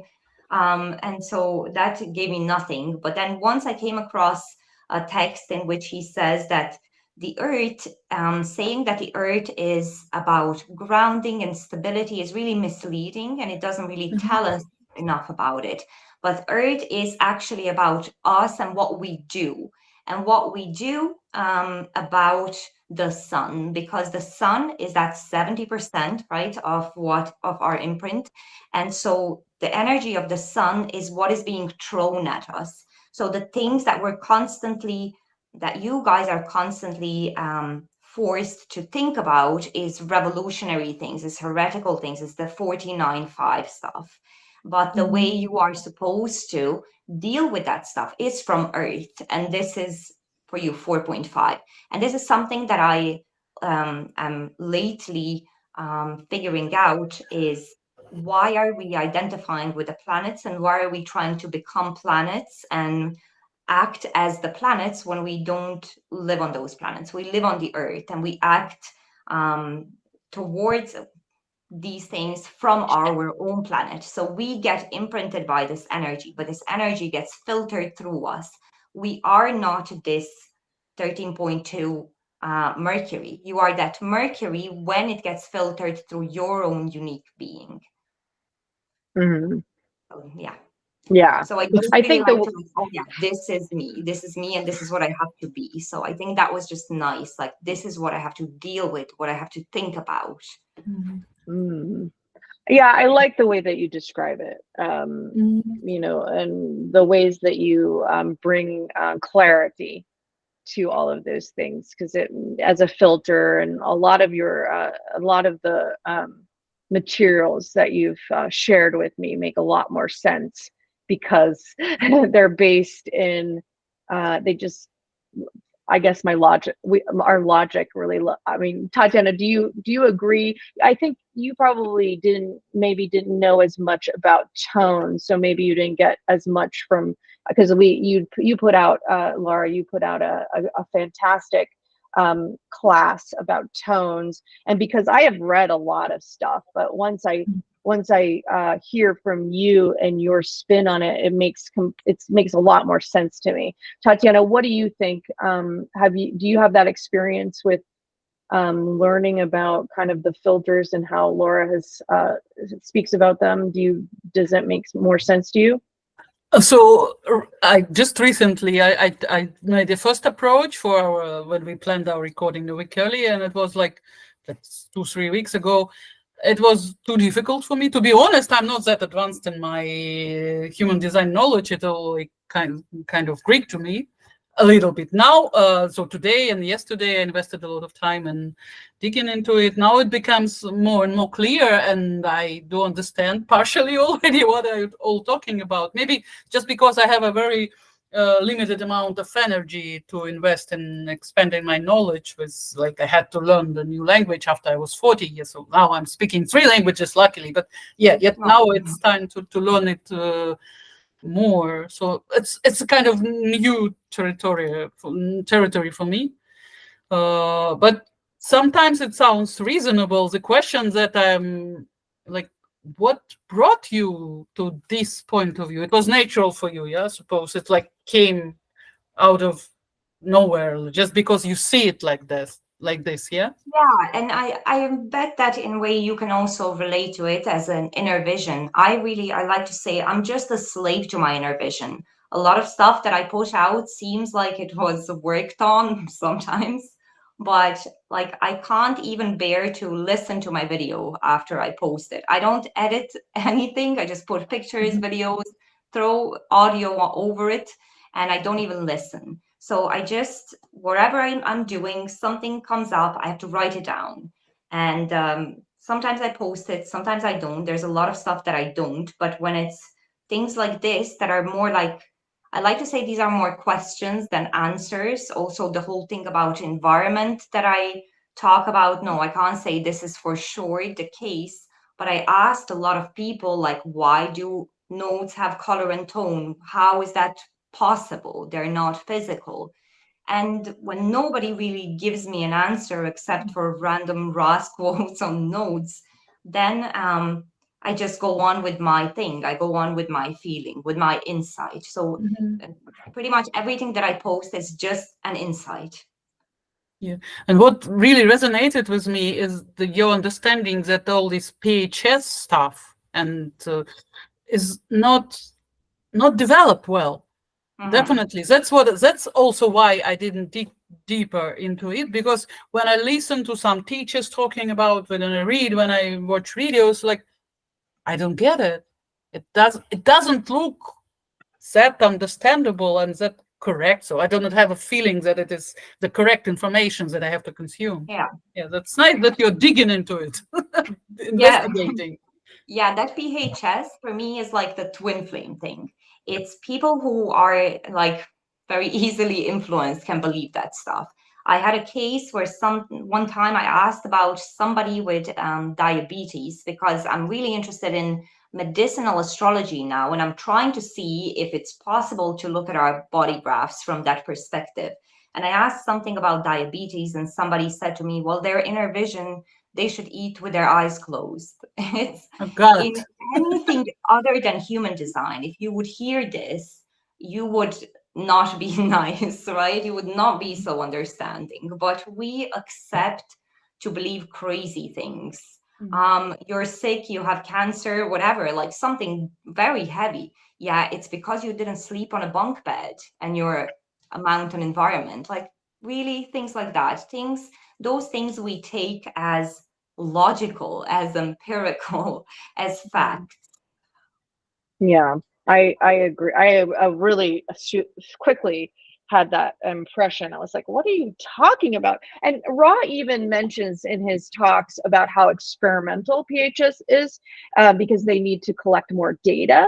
And I think anything that you're going to take as far as health advice, you really want to have more data to it, and you really want to really put it through the ringer before you just put it on yourself. Now, if you come to, like, some people say, well, you have to, he's contradictory. He says you can't force it. It just kind of comes when you're in the process. And then he's like, oh, for right individuals, you got to force it. And I'm just like, that's dangerous to prescribe health advice. And like you said, some inane health advice that does not make sense. So I hope that you continue to develop that part.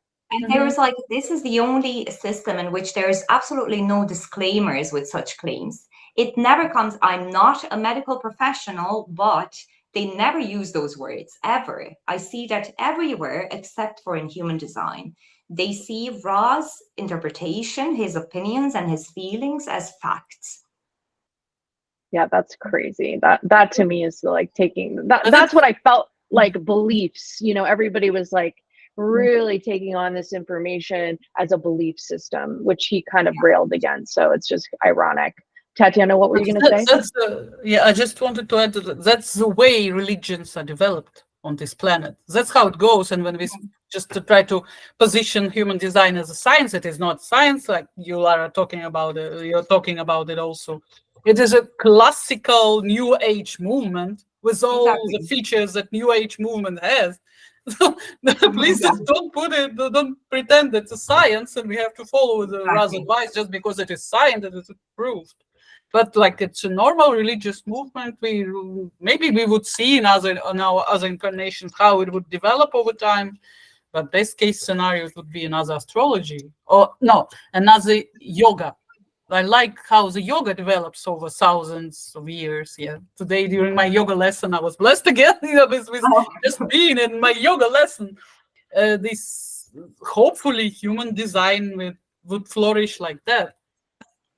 Best case. Yeah, People are and really maybe afraid to touch it. They're afraid to touch it. But like if you look at astrology and how wide it is and how many possibilities you have there, you can look at a chart from a financial perspective, from predictable, from medicinal, all kinds of things. Human design is just one thing that always has to remain the same.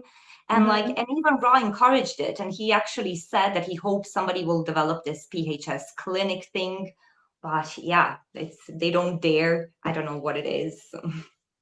yeah, I was wondering if maybe it's just that we just don't have all of the information, and that's I think there are some people who are more in the health industry, like Martin Grassinger, or somebody who is more in, he has got his own understanding beyond human design, that he's helped develop his own system. So I'm always curious. I mean, the freaking what he charges is so outrageous. I can't afford it, but I'm always curious, like maybe there's something I don't know that they teach. And I know that there are definite like code mapping or genetic mappings and stuff like that. I just don't understand it clearly enough. So I kind of, and I don't even medical astrology, I don't understand clearly enough. So, but I trust medical astrology just because there's so much more data there, and from centuries.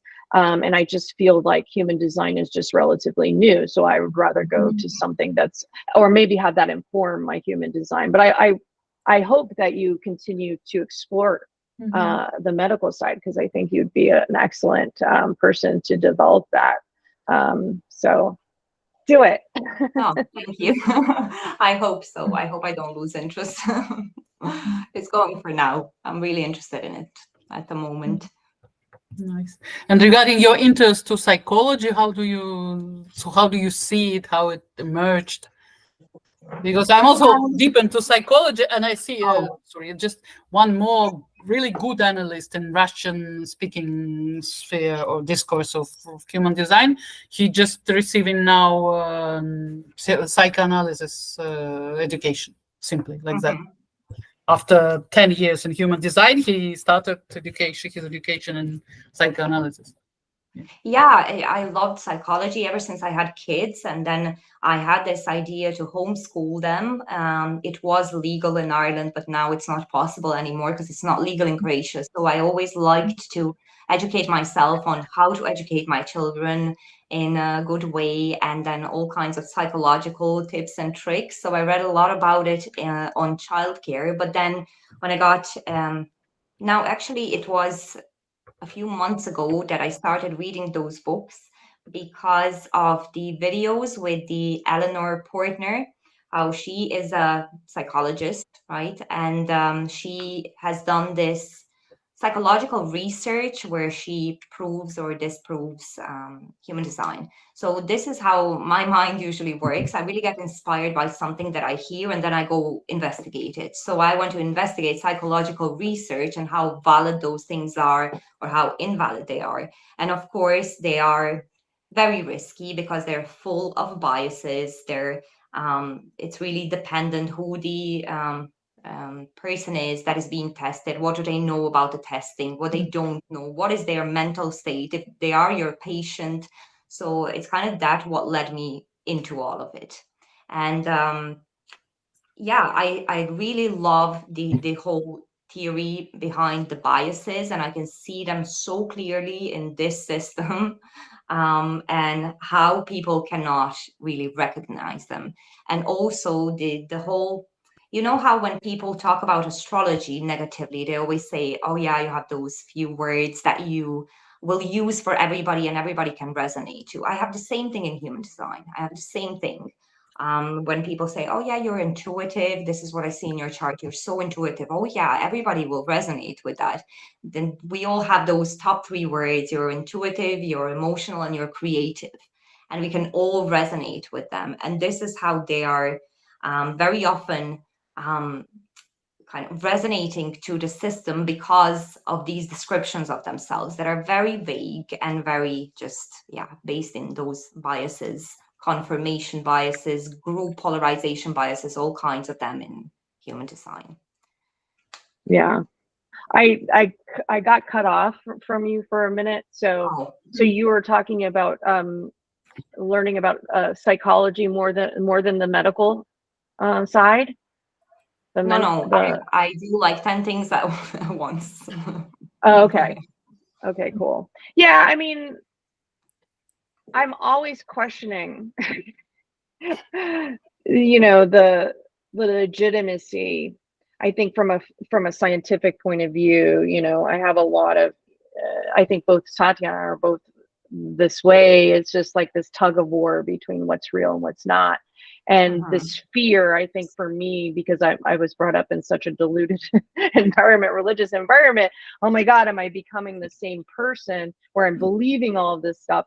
And that's why, to me, I'm always having an open and skeptical mind, and using astrology, for me, the best uses of astrology is how Jung used it. So more of as a way in to this, you know, to the psychological issues that you're having, more archetypal, and less so like, okay, this is truth, this is who you are, but more of like, okay, this is a tool that we use to better understand ourselves and to understand other people. And not so, I'm kind of moving beyond kind of that map of, oh, I'm so obsessed with the map, and what does that mean about you, and what does that mean about me? And it's like more of like, okay, this is interesting, and it helps. I think it can help people, but do we need to be so obsessed with it as like this truth, this absolute truth, as some people take it in as, like this absolute system that can't be changed, and is true because some voice, like that's the part that really is like, okay, some voice. I'm always very skeptical of some voice. Now, it's not that I don't believe in that ability to channel or whatever, but as an absolute, like an end all and be all of something, that doesn't ring true with me. Yeah, for sure. Yeah. The only thing that helps me to accept it more, like the way he prepared himself to the voice. Yeah, when you see his life path after he left his family and Canada and everything, that's not the thing that everybody can do. And after that, I can believe in everything. When you read through how he left, how he lived for years before the voice came, then you do accept it. Yeah, it could be real, just because like what he did to his life and to himself before. Who did it? Who else did it? Yeah. that's drug induced seeing. Yeah. Not only drug induced, he just deconstructed himself totally. Deconstructed, yeah. And one has to be really brave and really strong to manage and to stay sane, more or less, after it. Yeah, but if you look at Ra's charts, and this is what I think is really cool, is that his design sun is the occult knowledge, which is what his body gets imprinted with. And then how he deals with it is with the 62. He has to go in point 1. He has to find out all the details. He has to widen his knowledge in order to be able to bring it out successfully. And then his perspective is 1.1, 2.1. So it's the seeing the foundation of it all, of the ultimate yin and the ultimate yang, how it all began. Like we can literally just translate it to how the universe started, that he was here to see that, to see the foundation of it all. Yeah, I Jewish find prophet. that Jewish prophet. Jewish, Yeah. yeah, He's a Jewish prophet. Yeah. I do admire, and I think other people have this capability of really picking apart the, you know, that you've digested the system so well that you're able to really see the story play out in the gates and things like that. That's and the way that you describe the motivation, and that kind of brought me another aha moment, because hope anti-theist is a little bit like fear motivation, when, as you described it, you know, making people sure that what they're receiving, or motivating those people to dig in and be sure, rather than just believing in blind faith. That's sort of related to a little bit to the fear motivation. It just resonated a little bit more with me, Yeah, the it's way the that you next described step that. from it. Right. It's the next step. And this is the thing in human design, we see things as singularities. We see this one gate, we see this one line. We don't really look at a procession of it all, where, like, if you read the original I Ching, it's all one story, and in which stage of the story you are at. Where, yeah, I think that's great what you say, because, yeah, it's the next step from the foundation. It's the next step from the fear. So definitely Yeah. contains the fear within it. Yeah, that makes sense. And okay, so we're running pretty low on time, so I want to make sure. Okay, so just really quickly, you put out a heretical post, basically saying human design is making you stupid, and I can kind of understand that. And I'm going to just take this a little step further, because you also mentioned that you should stop taking classes very specifically, and then you put out your own class. So I wanted to challenge you on that, and what your thought process about that was. Okay, the title is a bit of a clickbait, because we live in a strategic world and I'm an adaptable person, so I have to adapt in that way. So this is what usually happens to me. Like, I will oppose something and then I will get an insight and it will be totally opposite. But what I wanted to say with this post is not that, like, all analysts are horrible or all teachers are horrible. That's not the case at all. It's just what we were talking about in the beginning when it comes to that kind of structured education, as when you go home and read a book yourself, you get more understanding. You can get more from the material than when you're just listening to the teacher. The information is diluted and it doesn't do well for your brain, literally. So it's healthier for your brain to read a book than to listen to a teacher and to listen to a course, because your neurons will be able to make more connections. So things will be clearer to you. And that is why I never liked it, this type of education, because what Ra says, we just have to, right minds, we just have to listen. I never like to listen, because when I'm in a classroom listening, I'm forced to focus on the teacher. And this forcing to focus is the thing that drains me the most. This is where I lose my energy. With going back home and reading the materials and ignoring the teacher, I gain more knowing, I gain more understanding. And this might not work for everybody, of course not. Some people benefit way more from being explained or being told things, but it's just for the physical health of our brain and for the memory capacity, because that is how we exercise our brain, when we deal with the material, not when other people structure it for us. Yeah, I'm a mix, I think. I think from my own experience of learning, especially this chart calculation portion where I failed the first time, I didn't clearly understand it.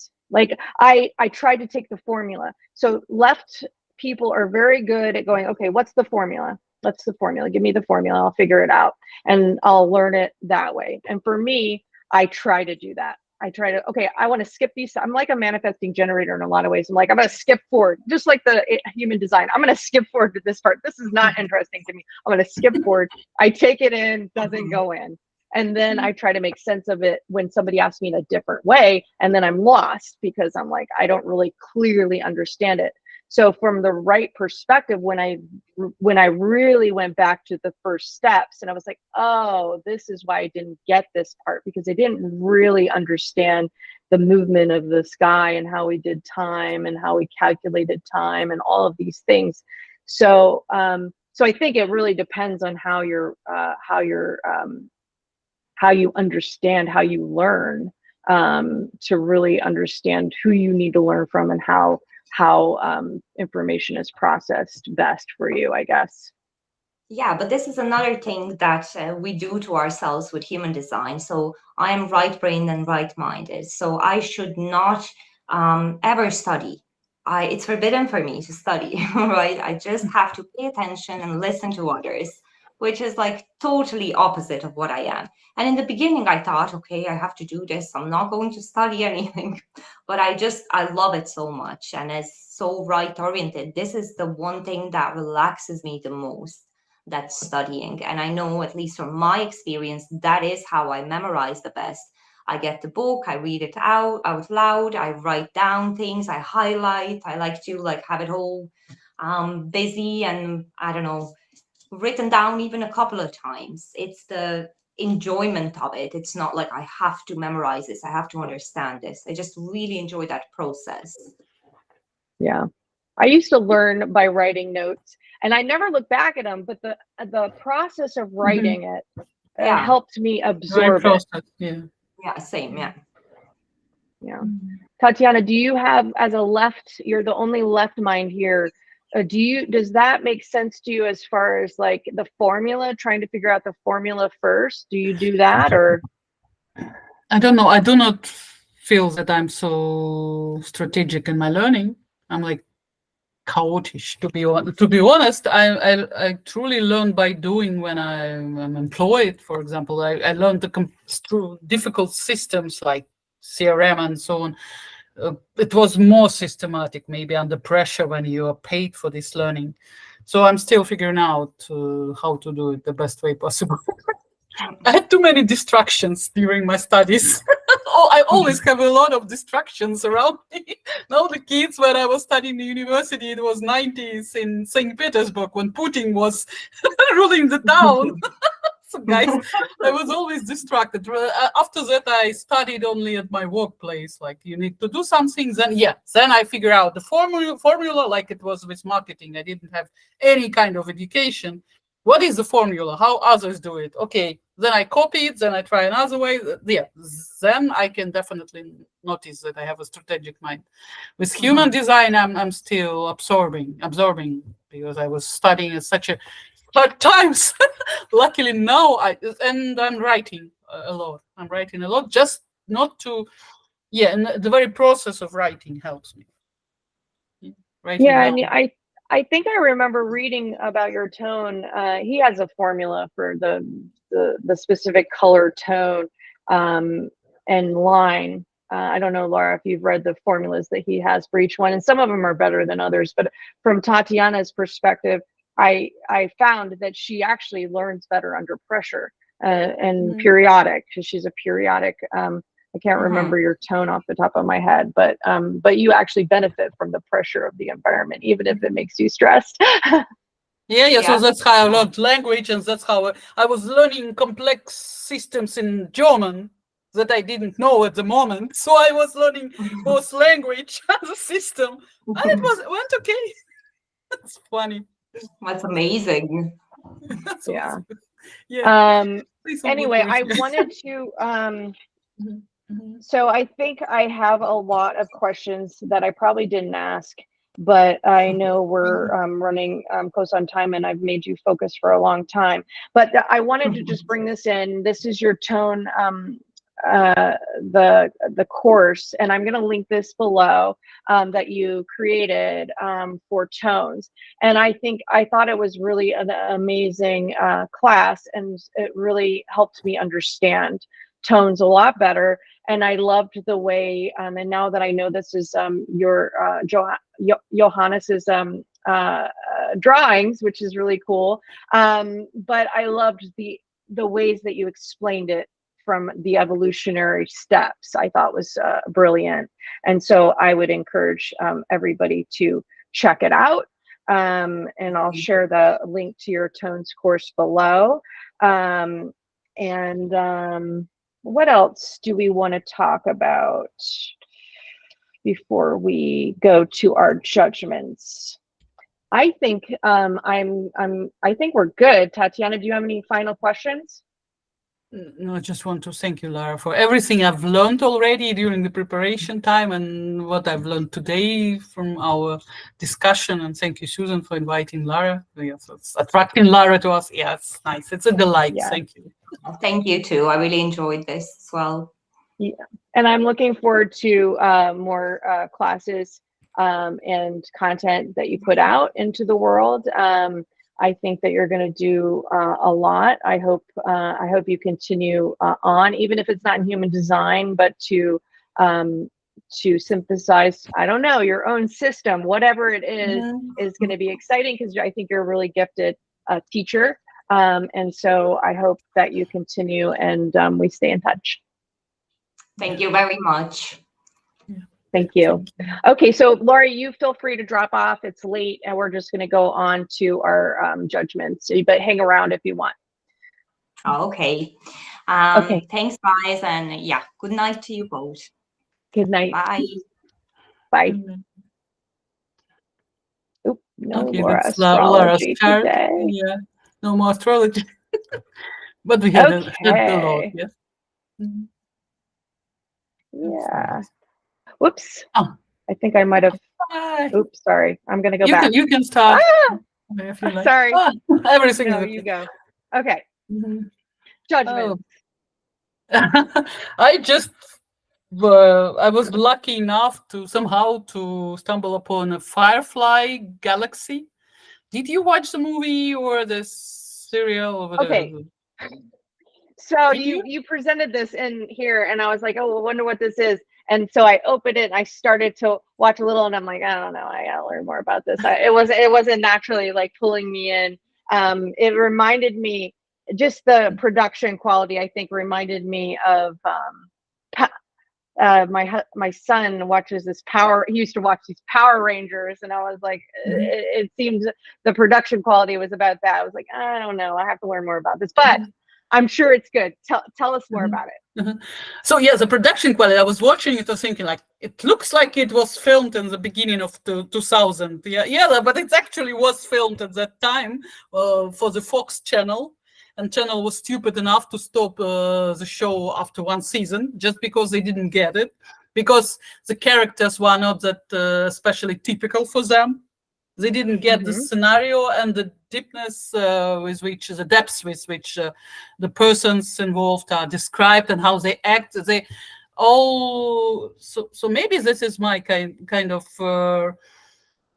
getting back to the way how the real family could look like, the really good family, when everybody is accepting each other, fighting sometimes, but so that's how they live through their cosmic adventure as a kind of family, but it's a team.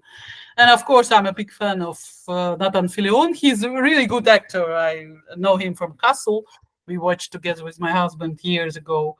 But the way it is written, the script, and the persons and the actors, how they play, and the casting and everything, it's surprisingly nice, very simple, down to earth, but like, I didn't understand at the beginning when I started to Google, what the hell is that? Why didn't I see it at all?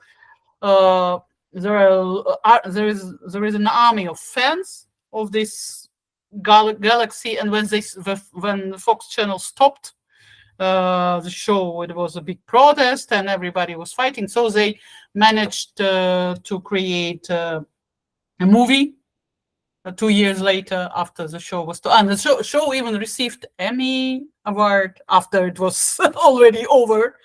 And wow. They managed to film a movie, a full-length movie, after 2 years later.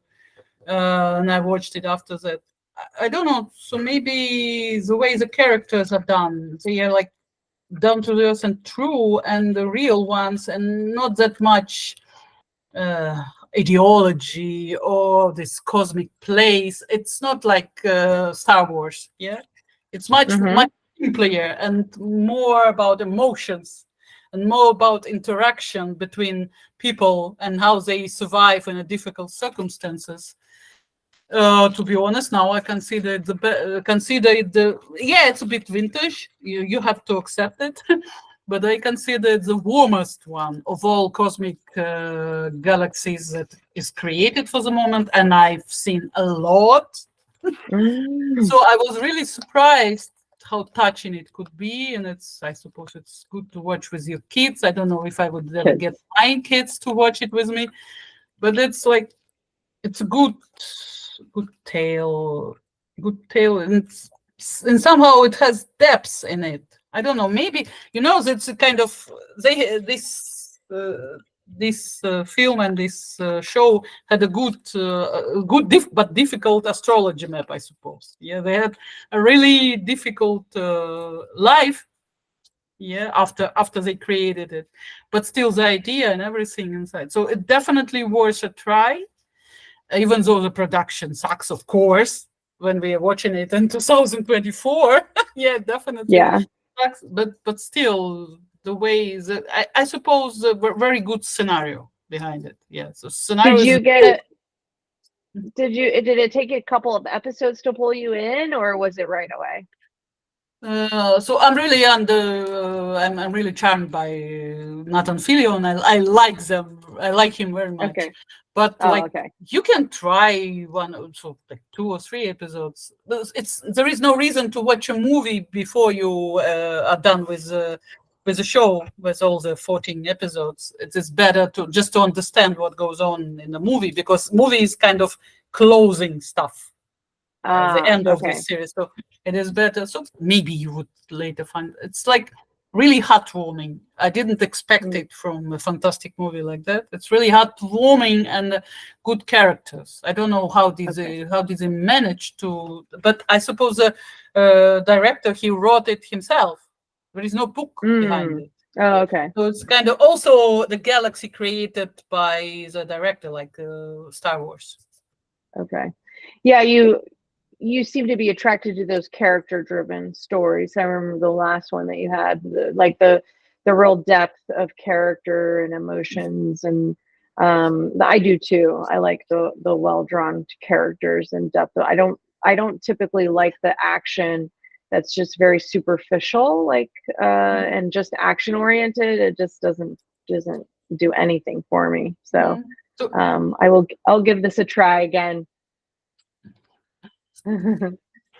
Okay, so mine, I wanted to bring this in because I had, for whatever reason, during the time before, when we were planning on bringing Laura, and I had this this thought that I wanted to go back to this Meditations on Tarot, which I had started to read at the very beginning of my journey when I got into Gurdjieff work and into the spiritual work that I was doing at this Church of Conscious Harmony is what they called it. And they recommended this book, and I started to read it, and I was surprised that I stopped reading it on the Hermit card. And it was probably, what is it, 2021, 22 is probably a good timing of when I stopped reading it. And I was like, oh, this is so interesting, because I kind of have been stuck in the hermit mode or the hermit process. And it was so interesting. So I picked it up, and then I moved on to the Wheel of Fortune. And I just thought this book it's got so much depth to it, I would say, on each card. And it's the tarot was modeled off of, they say that it was brought in as a game, but it was modeled off of the spiritual journey and the steps in the spiritual journey. And so each tarot card, there's a long chapter which is just meditations on the symbolism and what that card means. And I thought it was just very interesting. I wanted to read something there, from the hermit, experience teaches us that there are two kinds of darkness in the domain of consciousness. One of ignorance, passivity, and laziness, which is infralight darkness. The other, in contrast, is the darkness of higher knowledge, intense activity, and endeavor still to be made. This is ultralight. It is the frustration of this latter darkness in instances where it is a matter of resolving an autonomy or finding synthesis. And so they talk about the neutralization of binaries, and you can do that in three ways, which is one, which is above, which is synthesis, and two is in the horizontal, compromise, or three, below, as a mixture. And one finds the neutral term on a plane higher than the plane of the binary itself. And prudence is constant awareness of being between two darknesses.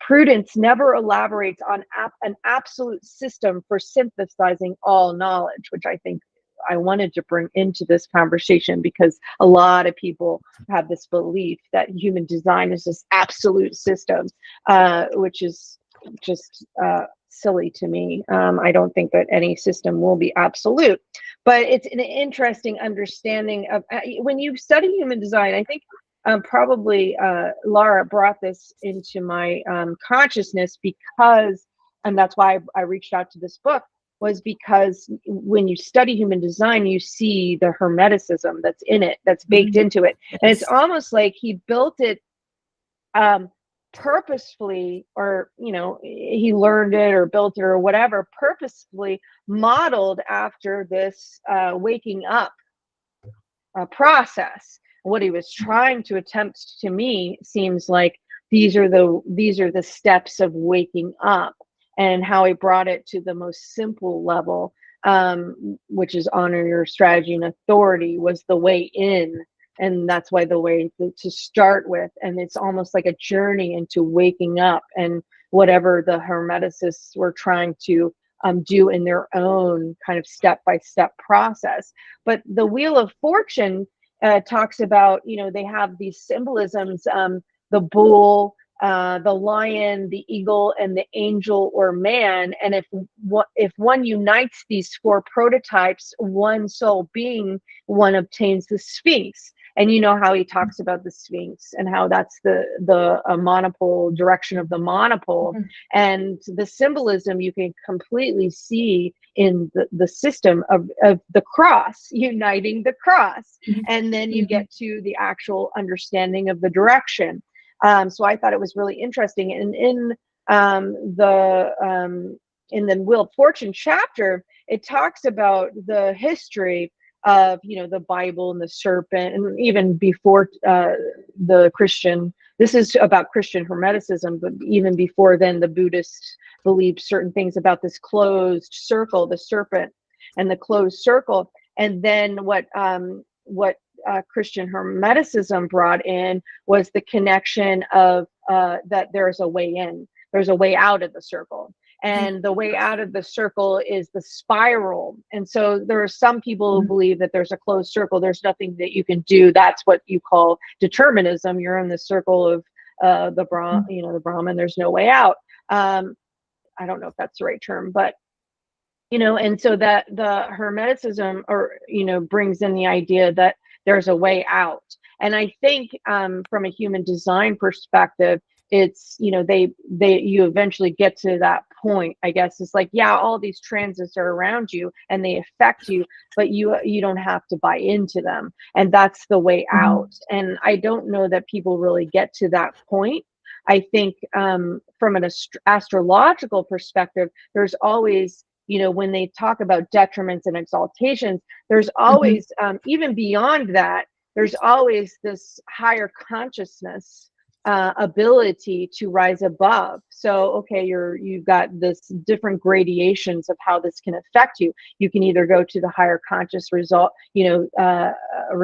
of that placement, and your, depending on your consciousness, how that plays out for you, you can, it can be more constructive and in the ways that you deal with life, or it can be more destructive.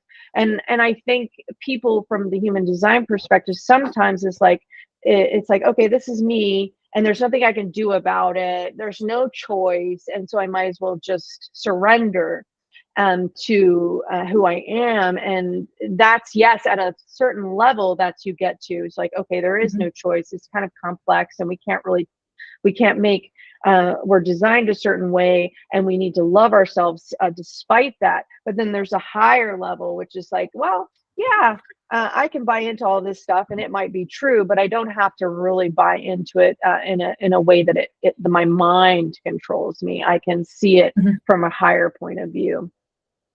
So that's what I got from that. Yeah, it's nice. This book stays on my list now. I have it. It's a good one. It's a good one. Yeah, I do believe you. Definitely recommend it. Okay, I think we've done a long episode. I hope that it turns out well, and people get something from it. I really enjoyed it, and I'm so thankful that we're able to do this. And I guess we'll see each other next week. All right. Yeah. Thank you, everybody who survived. Yeah, but it was interesting, hopefully, not only for us. Yeah? Yeah. All right. Bye. Have a great weekend. Ciao, cacao. Yeah, have a great Talk to weekend. you soon. Bye.